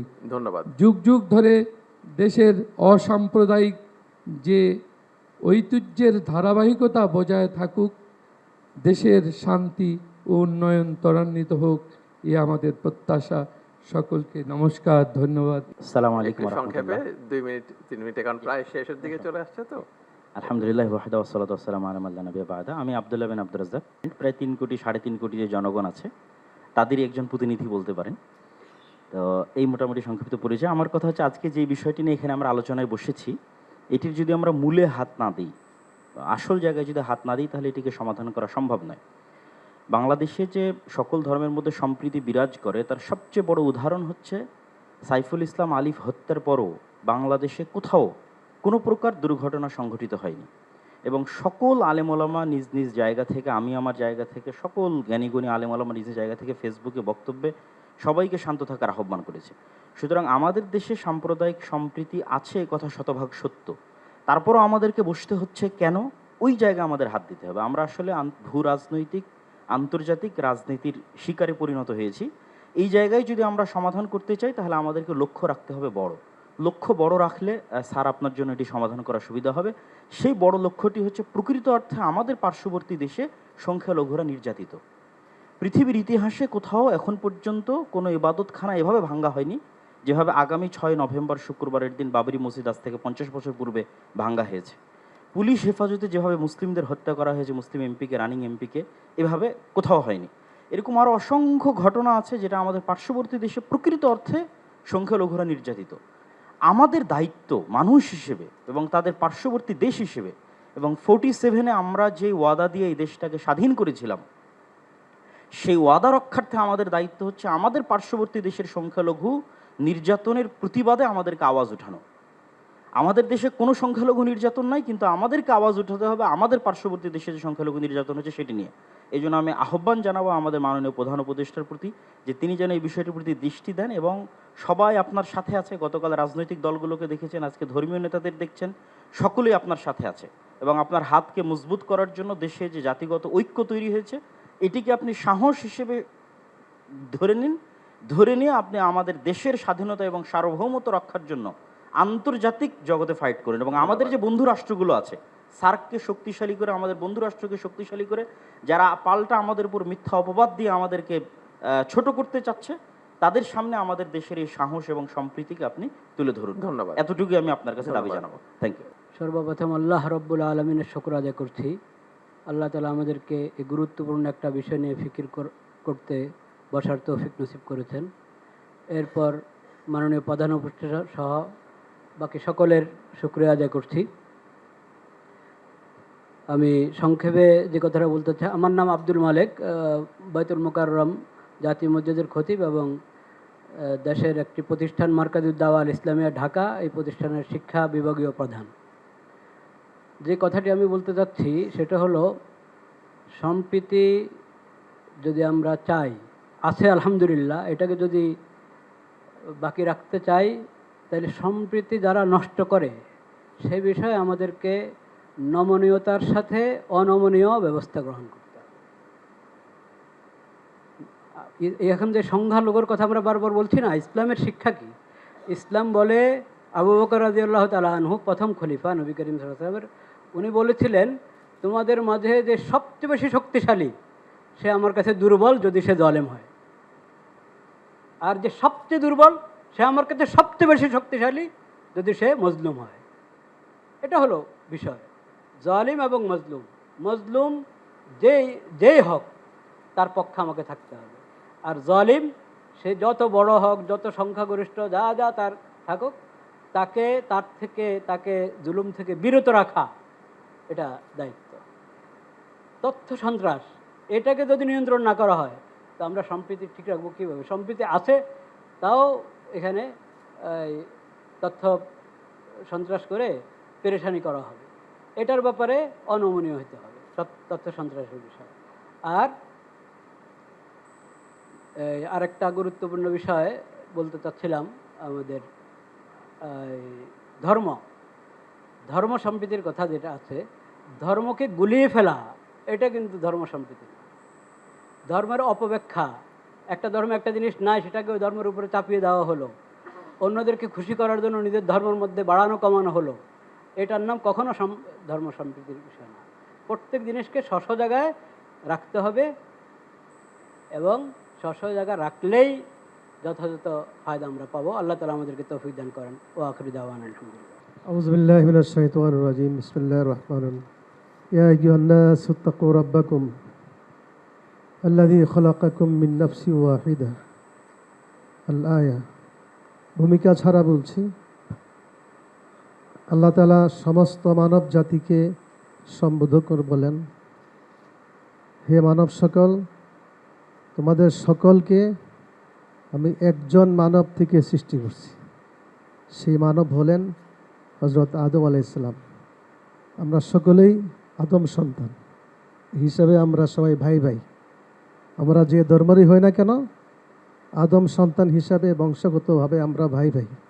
ভাই ভাই হিসাবে বাংলাদেশে সকলে মিলেমিশে আমরা চলি, সহাবস্থান। আজকে আমাদের ভাইয়েরা সবাই আসছেন এখানে, বিভিন্ন ধর্মের সবাইকে আজকে স্বাগত জানাই, ধন্যবাদ জানাই আমাদের প্রধান উপদেষ্টা, অন্যান্য উপদেষ্টা বৃন্দকে। এবং সাম্প্রদায়িক সম্প্রীতির কথা অনেক বলা হয়েছে। আমরা সাম্প্রদায়িক সম্প্রীতির জন্য নিজেরা চেষ্টা করেছি, এবং আমরা আমাদের কোনো কোনো এলাকাতে অনেক অমুসলিম ভাইয়েরা বসবাস করেন, তারা আমাদের সাথে একই মর্যাদা, একই সাথে থাকেন। আমরা এক ভাই বলেছেন, আলিফ হত্যার পরে আলহামদুলিল্লাহ এখানে কোনো দুর্ঘটনা ঘটে নাই। ওদিকে কোন জেলার মধ্যে দুইজন হাফেজে কোরআনকে নির্মমভাবে এই সংখ্যালঘু ভাইয়েরা হত্যা করেছে, তো সারা দেশে শান্ত পরিবেশ ছিল। এই জন্য সবাইকে ধন্যবাদ। তবে দেশের সম্প্রীতি নষ্ট করার জন্য, ঐক্য নষ্ট করার জন্য, দেশের বিরুদ্ধে যারাই ষড়যন্ত্র করবে তাদেরকে কঠিন হাতে দমন করতে হবে ঐক্যবদ্ধভাবে। আমরা হেফাজতে ইসলাম এবং সমস্ত উলামায়ে কেরাম সরকারের সাথে আছি, যে কোনো সহযোগিতা করার জন্য আমরা প্রস্তুত থাকবো ইনশাআল্লাহ। সবাইকে ধন্যবাদ। আসসালামু আলাইকুম ওয়া রাহমাতুল্লাহ। قال تعالى تعاونوا على البر والتقوى ولا تعاونوا على الإثم والعدوان. صدق الله العظيم. وقال رسول الله صلى الله عليه وسلم حب الإيمان الوطن حب الإيمان. صدق رسول الله صلى الله عليه وسلم.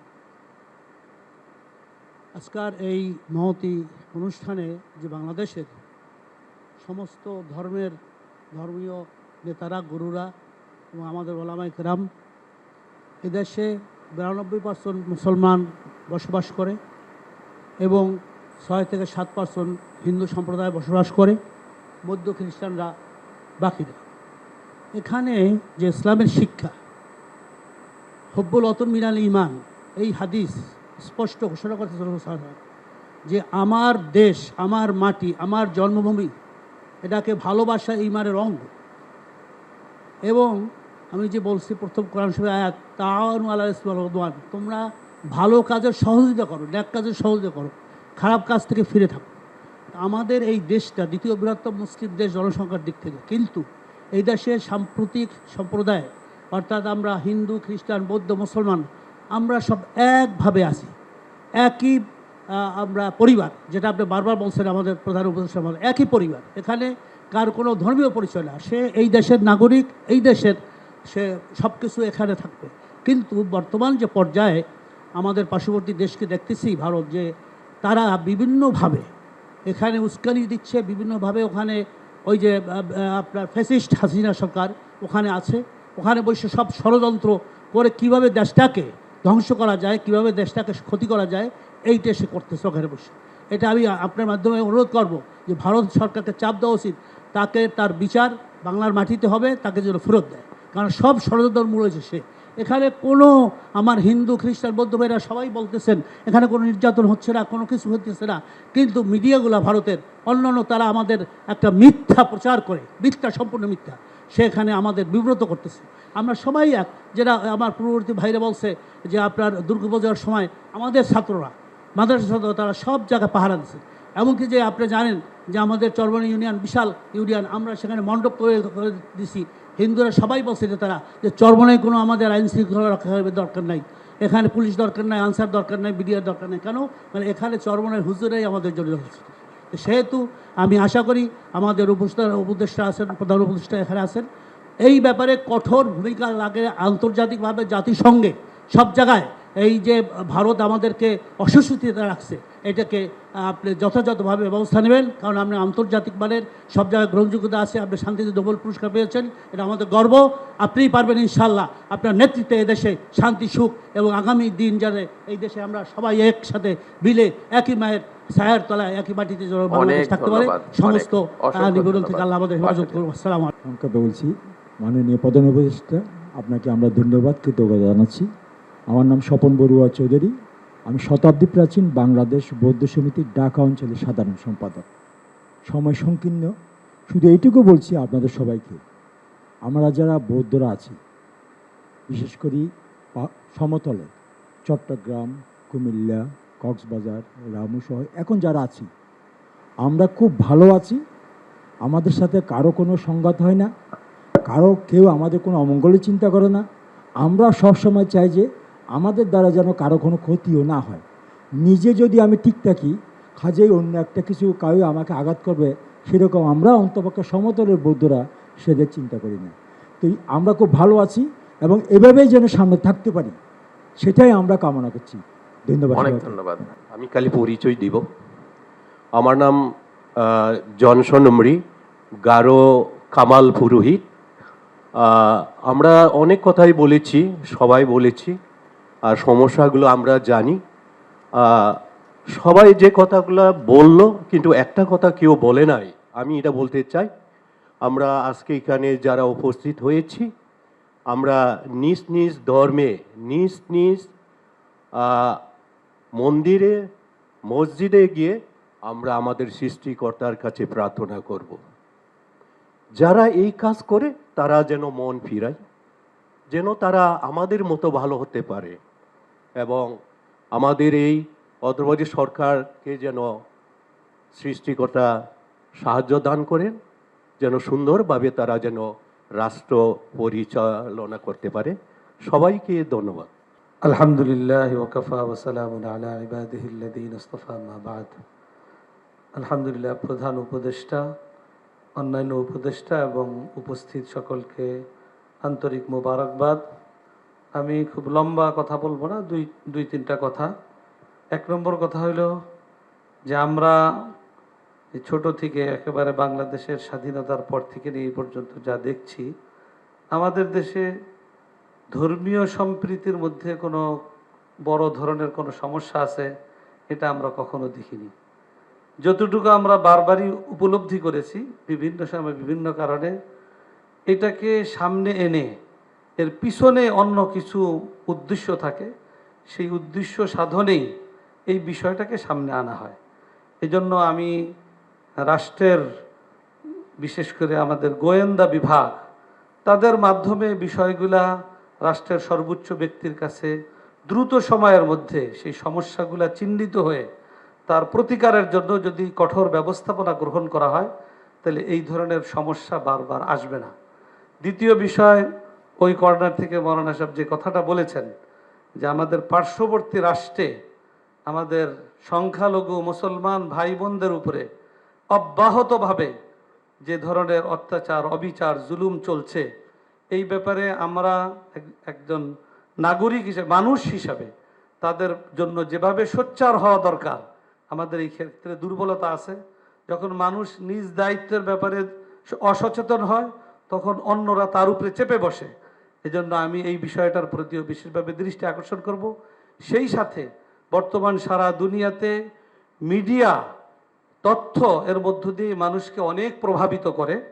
অতএব বিভিন্ন মিডিয়ায় যে নেতিবাচক বিভিন্ন সংবাদ আসছে, রাষ্ট্রীয়ভাবে যদি যথাযথ গুরুত্বের সাথে এই বিষয়টার প্রতি নজর দেওয়া হয়, আমাদের জাতীয় মিডিয়া এবং আন্তর্জাতিক মিডিয়ার সামনে আমাদের দেশের বাস্তব চিত্র যদি যথাযথভাবে তুলে ধরার চেষ্টা করা হয়, তাহলে ইনশাআল্লাহ এটা অনেকটা আমরা কাটিয়ে উঠতে পারবো। আর সর্বোপরি দেশের জন্য, দেশের স্বাধীনতা সার্বভৌমত্ব রক্ষায় এবং দেশের মধ্যে যে সাম্প্রদায়িক সম্প্রীতি বাস্তবে আছে, এটার জন্য কোনো ষড়যন্ত্রের মাধ্যমে বিনষ্ট না হতে পারে, এটার জন্য আমরা ঐক্যবদ্ধ ছিলাম, ইনশাআল্লাহ ঐক্যবদ্ধ আছি, ঐক্যবদ্ধ থাকব। সরকারের যে কোনো এই জাতীয় পদক্ষেপে এদেশের সকল মানুষ ইনশাআল্লাহ ঐক্যবদ্ধ থাকবে। সকলকে ধন্যবাদ। ছোট্ট একটা ঘটনা বলবো, আমি আসলে বক্তৃতা করব না। 5ই আগস্টের পরে আমাদের ছাত্র শিক্ষকরা অমুসলিমদের উপাসনালয়গুলো পাহারা দিচ্ছিল। ঢাকেশ্বরী মন্দির লালবাগের ঠিক পাশে, এটা একটা ওদের কেন্দ্রীয় মন্দিরের মতো। তো একদিন সেখানে ভিজিটে গেলাম যে ছেলেরা ঠিক মতো দায়িত্ব পালন করতেছে কিনা। ভেতরে গিয়ে দেখি হিন্দু সম্প্রদায়ের লোকদের মধ্যে দুটো গ্রুপ তৈরি করে মন্দিরের দুই পাশে যুদ্ধ করবে এই অবস্থায় আছে। সঙ্গে সঙ্গে ছেলেদের বললাম তোরা বাইরে থেকে পাহারা দাও। একটু পরে ওরা দুই গ্রুপ মিলে ভেতরে মারামারি করবে আর বলবে যে এই হুজুরের বাইরে থেকে সে মারামারি করেছে। সঙ্গে সঙ্গে ওই অঞ্চলে আমাদের সেনাবাহিনীর যে দায়িত্বশীল ব্যক্তি ছিলেন তাকে বলবো আপনি আসেন, এখানে তো ভয়াবহ পরিস্থিতি। বাংলাদেশ সাম্প্রদায়িক সম্প্রীতির দেশ, ইসলাম সাম্প্রদায়িক সম্প্রীতির কথা বলে। এদেশে সাম্প্রদায়িক ঝামেলা কেন থাকবে? থাকতেই পারে না। ওনারাও বলছেন এই কথা। প্রতিদিন বাংলাদেশের 3টা 4টা এক একজন আলেম এখানে 10-20 হাজার লোকের সামনে বক্তৃতা করে। যেখানেই যাচ্ছি সংখ্যালঘু অমুসলিম ভাইদের সঙ্গে বসছি, কেউ অভিযোগ করছে না। মূলত পাবলিক টয়লেট থেকে পার্লামেন্ট পর্যন্ত সর্বত্র ফেসিবাদ প্রতিষ্ঠা করেছে পলাতক সরকার। আজকে ঝামেলাগুলো হচ্ছে সব জায়গায় ফেসিবাদ প্রতিষ্ঠা হয়েছে এবং সেই জায়গা থেকেই ফেসিবাদ প্রতিরোধ করবার লোকজন তৈরি হয়ে গেছে।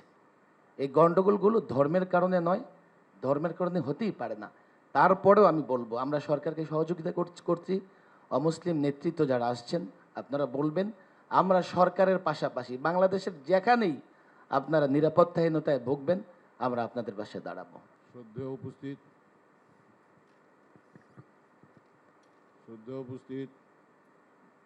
শ্রদ্ধেয় ব্যক্তিবর্গ,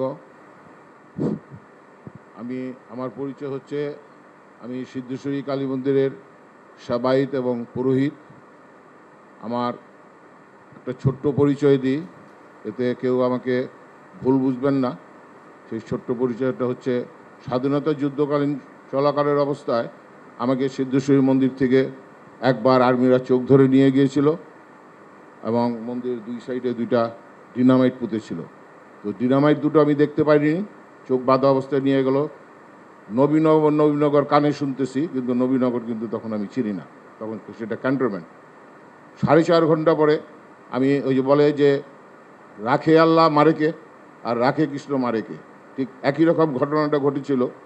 ওই সময় আমার মতন একটা হিন্দু পুরোহিতকে ধরে নিয়ে যাওয়ার পরে যে আমাকে আবার অক্ষত অবস্থায় মন্দিরে ফিরিয়ে আনিয়ে দিবে, এটা অত্র এলাকার আমার পিতৃবয়সী যারা ছিলেন, আমার ছোটোবেলায় আমি পিতৃকে হারিয়েছি, পিতৃবয়সী যারা ছিলেন তারা আমাকে বললেন, আমার কান্না সেজেছে সেই জন্য যে পশুর মধ্যেও মনুষ্যত্ব আছে, কিন্তু আমি যে মানুষ বা আমরা যে মানুষ, আমাদের ভিতরে মনুষ্যত্ব নাই। যদি মনুষ্যত্ব থাকতো তাহলে দেশের যে সর্বনাশগুলি হলো এগুলি সব আমাদের সম্পদ। আমাদের হিন্দু মুসলিম বৌদ্ধ খ্রিস্টান প্রত্যেকের একটা বিন্দুর থেকে সেই অর্থ উপার্জনকারী সম্পদগুলোকে করা হয়েছিল, কিন্তু এরা কারা নষ্ট করলো সেটা আপনারা সবাই জানেন, আমিও জানি, আপনারা সবাই জানেন। তো আমি 9 নম্বর সেক্টরের ফ্রিডম ফাইটার ছিলাম। স্বাধীনতার পরে বহু দেখেছি, এখনও দেখতেছি, কিন্তু আমি একটা কথাই বলবো, প্রত্যেকের ভিতরে সংসারের মধ্যে নিজের পরিবারের মধ্যে ছোটদেরকে আগে শিক্ষা দেন যে ও হিন্দু ও মুসলিম নও, ও তোমার প্রতিবেশী ভাই, ও তোমার। আমার ছোটোবেলায় আমার মাকে বলছিল, আমি ছোটোবেলায় বাবা মারা যাওয়ার পর আমাকে বলছিল যে এই যে মেয়েরা সিদ্ধেশ্বরী ডিগ্রি কলেজে আমি লেখাপড়া করেছি, তারপরে তেজগাঁও পলিটেকনিকে গেলাম, একজন অটোমোবাইল মেকানিক্যাল ইঞ্জিনিয়ার। কিন্তু আমি ছোটোবেলা শিক্ষকতার পরে আমি সৌদি আরব গিয়েছিলাম, অনেক কথা, এগুলো বলার দরকার নেই। তো তারপরে আমি এই সিদ্ধেশ্বরী মন্দির আমাদের পূর্বপুরুষ প্রতিষ্ঠাতা, এটা 553 বছরের বয়সের মন্দির। এখনও আমরা আসি, এটা পাক করে থাকি না পূর্ণ করে থাকি জানি না, এখনও সেবায়িত হিসেবে পূজারী হিসেবে আসি। তো মা বলতো যে নিজের মার পেটের বোনের মতো দেখবে, অন্য কোনো দৃষ্টিতে দেখবে না। এবং মেয়েদেরকেও বলতো যে নিজের মার পেটের ভাইয়ের মতো দেখবে, অন্য চিন্তা করবে না। ঠিক সেই রকম চিন্তায় যদি আমরা সবাই চলি, তাহলে কখনো কোথাও কোনো ধর্মবিদ্বেষ, তিক্ততা, হিংসা, মারামারি এগুলো কিচ্ছু থাকবে না। কিন্তু আমি সবাইকে হাত জোড়ে অনুরোধ করব যে আমরা যেহেতু এই দেশে আমাদের জন্ম, এ দেশে আমাদের মৃত্যু, এটা আমার দেশ, এটা আমার মাতৃগর্ভ, এখান থেকে আমরা কোথাও যাব না এবং সবাই মিলে এক আত্মা, এক মন, এক চিন্তায় বসবাস করব। এটি আমার কথা। আমার নাম শেখরলাল গোস্বামী। আবার বলছি, মাননীয় উপস্থিত অতিথিবৃন্দদেরকে নমস্কার এবং প্রধান উপদেষ্টাকেও নমস্কার দিয়ে আমার বক্তব্য শেষ করছি। অনেক ধন্যবাদ আপনাকে। এখন খুবই সংক্ষেপে, কারণ স্যারের চলে যাওয়ার সময় হচ্ছে, উনাকে দেন। ধন্যবাদ মাননীয় প্রধান উপদেষ্টা মণ্ডলী, আজকের আয়োজনে উপস্থিতি। আসলে কথা সব এসে গিয়েছে এবং অনেক লম্বা কথা হয়েছে, এজন্য আমি আর লম্বা কোনো বক্তব্য বা আলোচনা করতে যাচ্ছি না। এখানে আজকে যে আয়োজন, এটা একটা ইউনিক আয়োজন, করে সন্দেহ নেই। ধর্মীয় নেতৃবৃন্দদেরকে নিয়ে জাতীয় পর্যায়ে একটা প্রতিনিধি দল যদি করা যায়, তাহলে এই বিষয়গুলো হয়তো পরবর্তীতে কিভাবে সমাধান করা যাবে এটা করা যেতে পারে। আর দেশে আমরা জানি যে আমাদের মসজিদগুলোতে জুমার খুতবা হয়, অন্যান্য ধর্মের যে সমস্ত উপাসনালয়গুলো আছে সেগুলোতে সাধারণ পাবলিকদেরকে অ্যাড্রেস করা হয়। সেক্ষেত্রে আমরা আশা করব প্রত্যেক ধর্মের যারা নেতৃবৃন্দ রয়েছেন তারা মানুষদেরকে এই অ্যাড্রেস করবেন যে আসলে ধর্মীয় সম্প্রীতি যেন সবাই বজায় রাখে, এবং এটা যেন জাতীয় পর্যায়ে আমাদের পক্ষ থেকে একটা নির্দেশনা, সরকারের পক্ষ থেকে একটা নির্দেশনা আসে। এরপরে যে বিষয়টি অত্যন্ত গুরুত্বপূর্ণ, সেটা হলো মিডিয়াগুলোতে সম্প্রীতি সংলাপ একটা ব্যবস্থা করা যেতে পারে কিনা, সেটা আমাদের একটা প্রস্তাব আছে, যাতে করে সেটা করা যেতে পারে। আর সর্বশেষ যে বিষয়টি আমি দৃষ্টি আকর্ষণ করব, সেটা হচ্ছে আসলে এই দেশে সহিংসতা, অনেকে বলেছেন আমরা অনেক সহিংসতা দেখতে পাচ্ছি বা দেখছি, সহিংসতা আমরা দেখি নাই, তবে আমরা একটা সহিংসতা দেখেছি, সেটা হচ্ছে যখন অ্যাডভোকেট সাইফুল ইসলামকে হত্যা করা হয়েছে। আমি মনে করে থাকি যে আমাদের সকলের দাবি হচ্ছে যে দ্রুত ট্রাইব্যুনালে এর জন্য বিচার হয়। অনেক ধন্যবাদ। বলতে চেয়েছিলেন। শুভ সন্ধ্যা। আমি বুদ্ধানন্দ মহাতেরো, সহসভাপতি বাংলাদেশ বুদ্ধিস্ট ফেডারেশন এবং উপাধ্যক্ষ আন্তর্জাতিক বৌদ্ধ বিহার। আমি প্রথমেই আমাদের চট্টগ্রামের সন্তান, নোবেল লরিয়েট, আমি ডক্টর মোহাম্মদ ইউনুস সাহেবের প্রতি অভিনন্দন জানাচ্ছি। আমরা গৌরবান্বিত। তো আজকে আমরা এখানে উপস্থিত হয়ে একটি কথা বলতে চাই যে যারা মহামানব গৌতম বুদ্ধের জীবন সম্পর্কে গবেষণা করেন তারা অবশ্যই জানেন, গৌতম বুদ্ধ ধর্মপ্রচার করতে গিয়ে তার ধর্মপ্রচারের সময় এক ফোঁটা রক্তপাত হয়নি। তিনি শান্তি, অহিংসা, সাম্য, মৈত্রীর মাধ্যমে তিনি ধর্মপ্রচার করেছিলেন। আমরা তারই অনুসারী। আমরা সবসময় বুদ্ধের অহিংসা, সাম্য নীতিতে বিশ্বাসী। এদেশে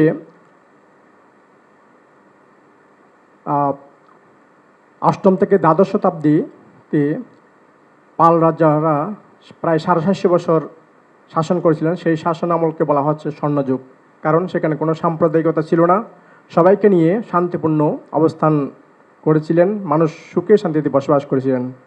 আমরা চাই এই বাংলাদেশে সেই আবহমান কাল থেকে আমরা এই দেশে যেন যে ঐতিহ্য সংস্কৃতি আমরা বজায় রেখে এসেছি, এখন আমরা সেই দিক থেকে আমরা চাই আমাদের বাংলাদেশের সবাই, সকল হিন্দু, মুসলিম, বৌদ্ধ, খ্রিস্টান সবাই আমরা একত্রে বসবাস করব। আমাদের মাননীয় প্রধান উপদেষ্টা মহোদয় বলেছেন বাংলাদেশের সকল মানুষ একটি পরিবারের সন্তান। আমরাও কিন্তু সেটাই বিশ্বাস করি, একটি পরিবারে আমরা বসবাস করব। সবাইকে আমরা যে কোনো মানুষকে আমরা হিংসা করব না, সবাই আমরা সম্প্রীতির মাধ্যমে বসবাস করব, এটাই আমাদের কাম্য। তো আমি আরেকটা কথা বলতে চাচ্ছি সংক্ষেপে, যে গৌতম বুদ্ধ বলেছেন শত্রুতার মাধ্যমে কখনো শত্রুতা প্রশমিত হয় না, মৈত্রী, দয়া, ভালোবাসা দিয়েই জয় করতে হয়। ধন্যবাদ, এটাই গৌতম বুদ্ধের ধন্যবাদ। বাণী। সবাইকে ধন্যবাদ। এখানে দেন মৌলানা জুনায়েদ আল হাবিব। বিসমিল্লাহির রহমানির রহিম। গণপ্রজাতন্ত্রী বাংলাদেশ সরকারের প্রধান উপদেষ্টা, আপনাকে অসংখ্য ধন্যবাদ। আজকে বিভিন্ন ধর্মের এবং শীর্ষস্থানীয় ওলামায়ে কেরামকে একসাথে করে এখানে আলোচনার সুযোগ দেওয়ার জন্যে। কথাবার্তা সকলেই বলেছেন, আমি শুধু একটা কথা স্মরণ করে দিতে চাই। এই পেশিবাদ সরকারের পতনের পরে সর্বপ্রথম বাংলাদেশকে অকার্যকর রাষ্ট্রে পরিণত করার জন্যে যে ট্রাম কার্ডটি ব্যবহার করেছিলেন সেটা হলো সংখ্যালঘুদের উপর নির্যাতন। কিন্তু বেশি না, আমার মনে হয় 48 ঘন্টা পার হওয়ার পরে দিবালোকের নিয়ে পরিষ্কার হয়েছে যে কোথাও সংখ্যালঘুদের উপর নির্যাতন হচ্ছে না। আমার দেশের বাড়ি ব্রাহ্মণবাড়িয়া, সেখানে যাওয়ার পরে ব্রাহ্মণবাড়িয়া শহরে একটা বিশাল মিছিল দেখলাম সংখ্যালঘুদের। হযরত মাওলানা সাজদুর রহমান সাহেব সহ ওলামায়ে কেরামকে নিয়ে বসে আমি মোটর সাইকেল দিয়ে গোটা জেলার ভিতরে যতগুলি হিন্দুদের, অন্যান্য ধর্মাবলম্বীদের উপাসনালয়, তাদের স্থাপনা আছে, সবগুলোকে ভিজিট করাইছি। বিকালবেলা এসে সাংবাদিকদের সামনে তাদের লোকজনকে নিয়ে এসে সেখানে ব্রিফিং করা হয়েছে, কোথাও নির্যাতন হচ্ছে না। 2 নম্বর কথা যেটা বলতে চাই, বাংলাদেশে বর্তমান যে পরিস্থিতি আজকে, যেটা নিয়ে আপনাকে পেরেশানি ভোগ করতে হচ্ছে, বসতে হচ্ছে, কেন, কোথায় থেকে সেটা হয়েছে? একজন ব্যক্তি বাংলাদেশের পতাকাকে অবমাননা করেছেন, তার বিরুদ্ধে মামলা হয়েছে, তাকে গ্রেফতার করা হয়েছে। এরপরে দিবালুকে আদালত পাড়ায় একজন আইনজীবীকে জবাই করে হত্যা করেছেন। এরপর থেকেই বাংলাদেশের এই পরিস্থিতির সৃষ্টি হয়েছে। এইটাকে পুঁজি করে পরাজিত শক্তি ভারতে বসে বাংলাদেশের স্থিতিশীলতাকে অস্থিতিশীল করার চেষ্টা করছেন। বাংলাদেশের কিছু মিডিয়া যারা ওই পেশিবাদকে সবসময় সমর্থন করেছেন, সেই মিডিয়াগুলোতে এখনও তারা কাজে বহাল, তারাই বাংলাদেশের এই গোলাপানিতে মাছ শিকার করার চেষ্টা করছেন। সর্বশেষ আমি উপদেষ্টা মণ্ডলী এবং প্রধান উপদেষ্টাকে বলবো, বাংলাদেশে পেশিবাদ সরকার ক্ষমতায় ছিল, তারও একটা বিরোধী দল ছিল। যখনই যে সরকার ক্ষমতায় আসে তার একটা বিরোধী দল থাকে, কিন্তু আপনার কোনো বিরোধী দল নাই। অল বাংলাদেশের সমস্ত জনগণ, সকল শ্রেণীর জনগণ মিলে আন্দোলন সংগ্রামের পরে আপনাকে সে বিপ্লব করে সেই দায়িত্ব দিয়েছেন আপনাদেরকে। আপনারা শক্ত হন, কঠোর হন। রাষ্ট্রদ্রোহিতার কার্যক্রম কেউ করবে, রাষ্ট্রের অবমাননা কেউ করবে, কঠোর হস্তে দমন করা হবে। সাম্প্রদায়িক সম্প্রীতি নষ্ট করবে, কঠোরভাবে দমন করা হবে। পেশিবাদের পক্ষে কেউ দালালি করতে চাবে, কঠোরভাবে দমন করতে হবে। সর্বশেষ বাংলাদেশ থেকে ভারতে যে মুসলমানদের উপর নির্যাতন হচ্ছে, ভারতে মুসলমানদের মসজিদের মধ্যে আক্রমণ করা হচ্ছে, এই ব্যাপারে আমরা সকলে মিলে প্রতিবাদ করব। অন্তর্বর্তীকালীন সরকার অনেক ধন্যবাদ। ওনার কাছে মাইক্রোফোনটা দেন, ওনার কাছে দেন মাইক্রোফোনটা।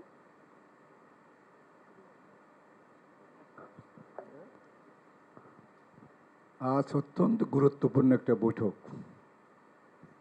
আমাদের বাংলাদেশের সম্মানিত প্রধান উপদেষ্টা, যাকে নিয়ে আমরা গর্ব করি, যিনি শান্তি পুরস্কার প্রাপ্ত, চট্টগ্রামের কৃতি সন্তান, বাংলাদেশের এই মাটির এই মানুষ, সোনার আহ্বানে আজকে আমরা এখানে যারা এসেছি সবাই অভিজ্ঞ, বিভিন্ন প্রতিষ্ঠান, শিক্ষা প্রতিষ্ঠান, ধর্মীয় প্রতিষ্ঠান, সামাজিক কর্মকাণ্ডের মধ্যে নিজেকে নিয়োজিত রেখেছেন। এবং এখানে যারা এসেছেন প্রত্যেকটা মানুষ অত্যন্ত গুরুত্বপূর্ণ। আমি প্রধান উপদেষ্টাকে আন্তরিকভাবে মৈত্রীচিত্তে আশীর্বাদ জানাচ্ছি, উনি দীর্ঘজীবী হোক। ওনার সুন্দর চিন্তাধারা, ভবিষ্যৎ পরিকল্পনা যেন সবাইকে নিয়ে বাস্তবে রূপায়িত করতে পারে, সেই শক্তি, সাহস, বুদ্ধি, মেধা ওনার মধ্যে জাগ্রত থাকুক। এখানে যারা এসেছেন প্রত্যেকের কথা এত ভালো লেগেছে, বলার অপেক্ষা রাখে না।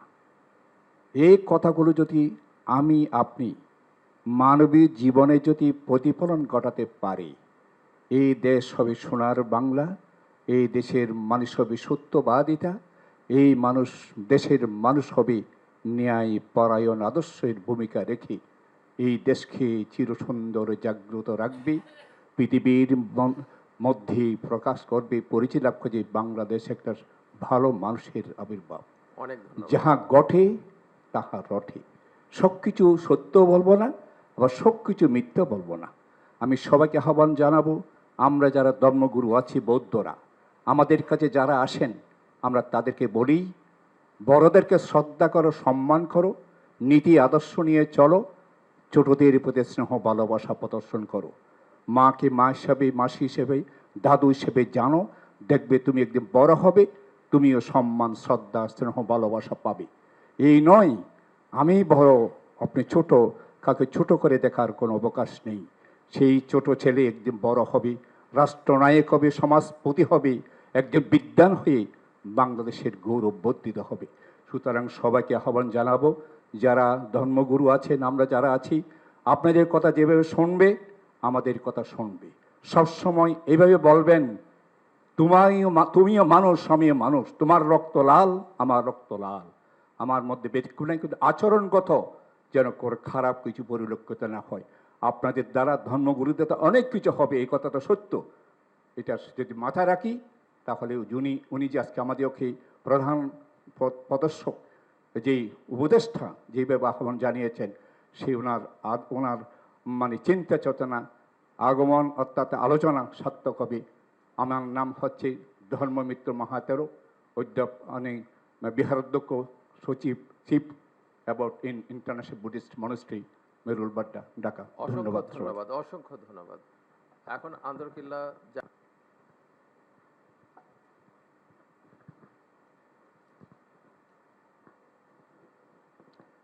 বিসমিল্লাহির রহমানির রহিম। আলহামদুলিল্লাহি রাব্বিল আলামিন ওয়াল আকিবাতু লিল মুত্তাকিন ওয়াস সালাতু ওয়াস সালামু আলা রাসূলিহিল আমিন ওয়া আলা আলিহি ওয়া আসহাবিহি আজমাইন। আম্মা বা'দ। আমরা আজ আমাদের বাংলাদেশের গৌরব, আমাদের প্রধান উপদেষ্টা, সম্মানিত ব্যক্তি এবং ওনার সহকর্মীবৃন্দ, হাজরাত উলামায়ে কেরাম, বিভিন্ন ধর্মীয় গুণীজন, সবাইকে সালাম দিচ্ছি, আসসালামু আলাইকুম ওয়া রাহমাতুল্লাহ। আমি এখনই আপনাদের ডাকে হাজির হয়েছি, কেন আমি খবর পেয়েছি প্রায় 12:30টার সময়, আসতে সময় লেগেছে, এই জন্য আমি আসলে দুঃখিত। আশা করি আপনারা সবাই ক্ষমার দৃষ্টিতে দেখবেন। আজকে বাংলাদেশের যে পরিস্থিতি আমরা লক্ষ্য করছি, আসলে এটা খুবই বেদনাদায়ক এবং এটা অন্তত এ দেশের জন্য এই কাজগুলি মানায় না। তা আমরা ইসলামের সৌন্দর্য সবাইকে বোঝাবার জন্য মাঠে ময়দানে আছি এবং ঐক্যকে মজবুত করে রাখার জন্য আমরা সকলকে সে প্রেরণা দেই এবং তাদেরকে উৎসাহ দেই। কারণ আমার আন্দরকিল্লা মসজিদের কাছেই হলো চট্টগ্রামের সবচেয়ে বড় পূজা মণ্ডপ। প্রত্যেক জুমায় আমি মানুষকে, মুসাল্লিদেরকে অনুরোধ করি যেন প্রত্যেকের ধর্ম প্রত্যেকে পালন করতে পারে, সেই সুযোগ সবাইকে দিতে হবে। এবং আমাদের ঐতিহ্যশাহী মসজিদ, যেটার বয়স হলো প্রায় 500 বছর আগের, এই মসজিদের মুসাল্লিদের থেকে আজ পর্যন্ত কোনো অপ্রীতিকর ঘটনা আমরা ঘটেছে এটা দেখিনি। এবং হিন্দু ভাইদেরকেও আমরা সেখানে নিরাপদ থাকার জন্য আমরা তাদেরকে পরামর্শ দিয়েছি এবং আমরাও চেষ্টা করেছি কোনো রকমের বিশৃঙ্খলা যেন এই দেশে না হয়, কারণ এই দেশ নতুন করে পেতে অনেক মায়ের কোল খালি হয়েছে, অনেক সন্তান ভবিষ্যৎ যাদের উপরে মা বাবার ছিল, আকাঙ্ক্ষা ছিল, তারা আজ পৃথিবীতে নাই। তারা নিজের জীবনের বিনিময়ে, রক্তের বিনিময়ে আমাদেরকে নতুন বাংলাদেশ উপহার দিয়েছে। এই দেশকে হেফাজত করা আমাদের প্রত্যেকের দায়িত্ব। আমরা যদি দায়িত্ব পালন না করি, আইন্দাল্লাহ, আল্লাহর দরবারে প্রথম জবাব দেওয়া লাগবে। এই জন্য প্রধান উপদেষ্টা মহোদয়কে আমি বলবো, আশ্বাস দিব, ইনশাআল্লাহ বাংলাদেশের উন্নয়নের জন্য, হেফাজতের জন্য, সবকে একত্রিত করার জন্য সরকার যে পদক্ষেপ নেয়, চট্টগ্রামবাসী আপনার সাথে আছে। যে কোনো মূল্যে আমরা আপনার সাথে থাকব, ন্যায় প্রতিষ্ঠার জন্য। অন্যায় কাজে আমরা কোনো দিন কাউকে সহযোগিতা করি নাই, করবও না। এটি হলো ইসলামের আইন, তাআওয়ানু আলাল বিররি ওয়াত তাকওয়া ওয়া লা তাআওয়ানু আলাল ইসমি ওয়াল উদওয়ান। ভালো কাজে সহযোগিতা করে, এটা আল্লাহর আদেশ। অসৎ কাজ থেকে বিরত থাকো, এটাও আল্লাহর আদেশ। এই জন্য আমরা আমাদের মন থেকে আজ বলছি, প্রধান উপদেষ্টা আমাদের চট্টগ্রামের গৌরব। আমিও আপনাদের চট্টগ্রামের বড় মসজিদের খেদমতে আছি। আশা করি আপনার ন্যায় কোনো কাজের জন্য, বাংলাদেশকে হেফাজতের জন্য যে কোনো সময় ডাক দিবেন, আমরা উপস্থিত হব ইনশাআল্লাহ। ধন্যবাদ।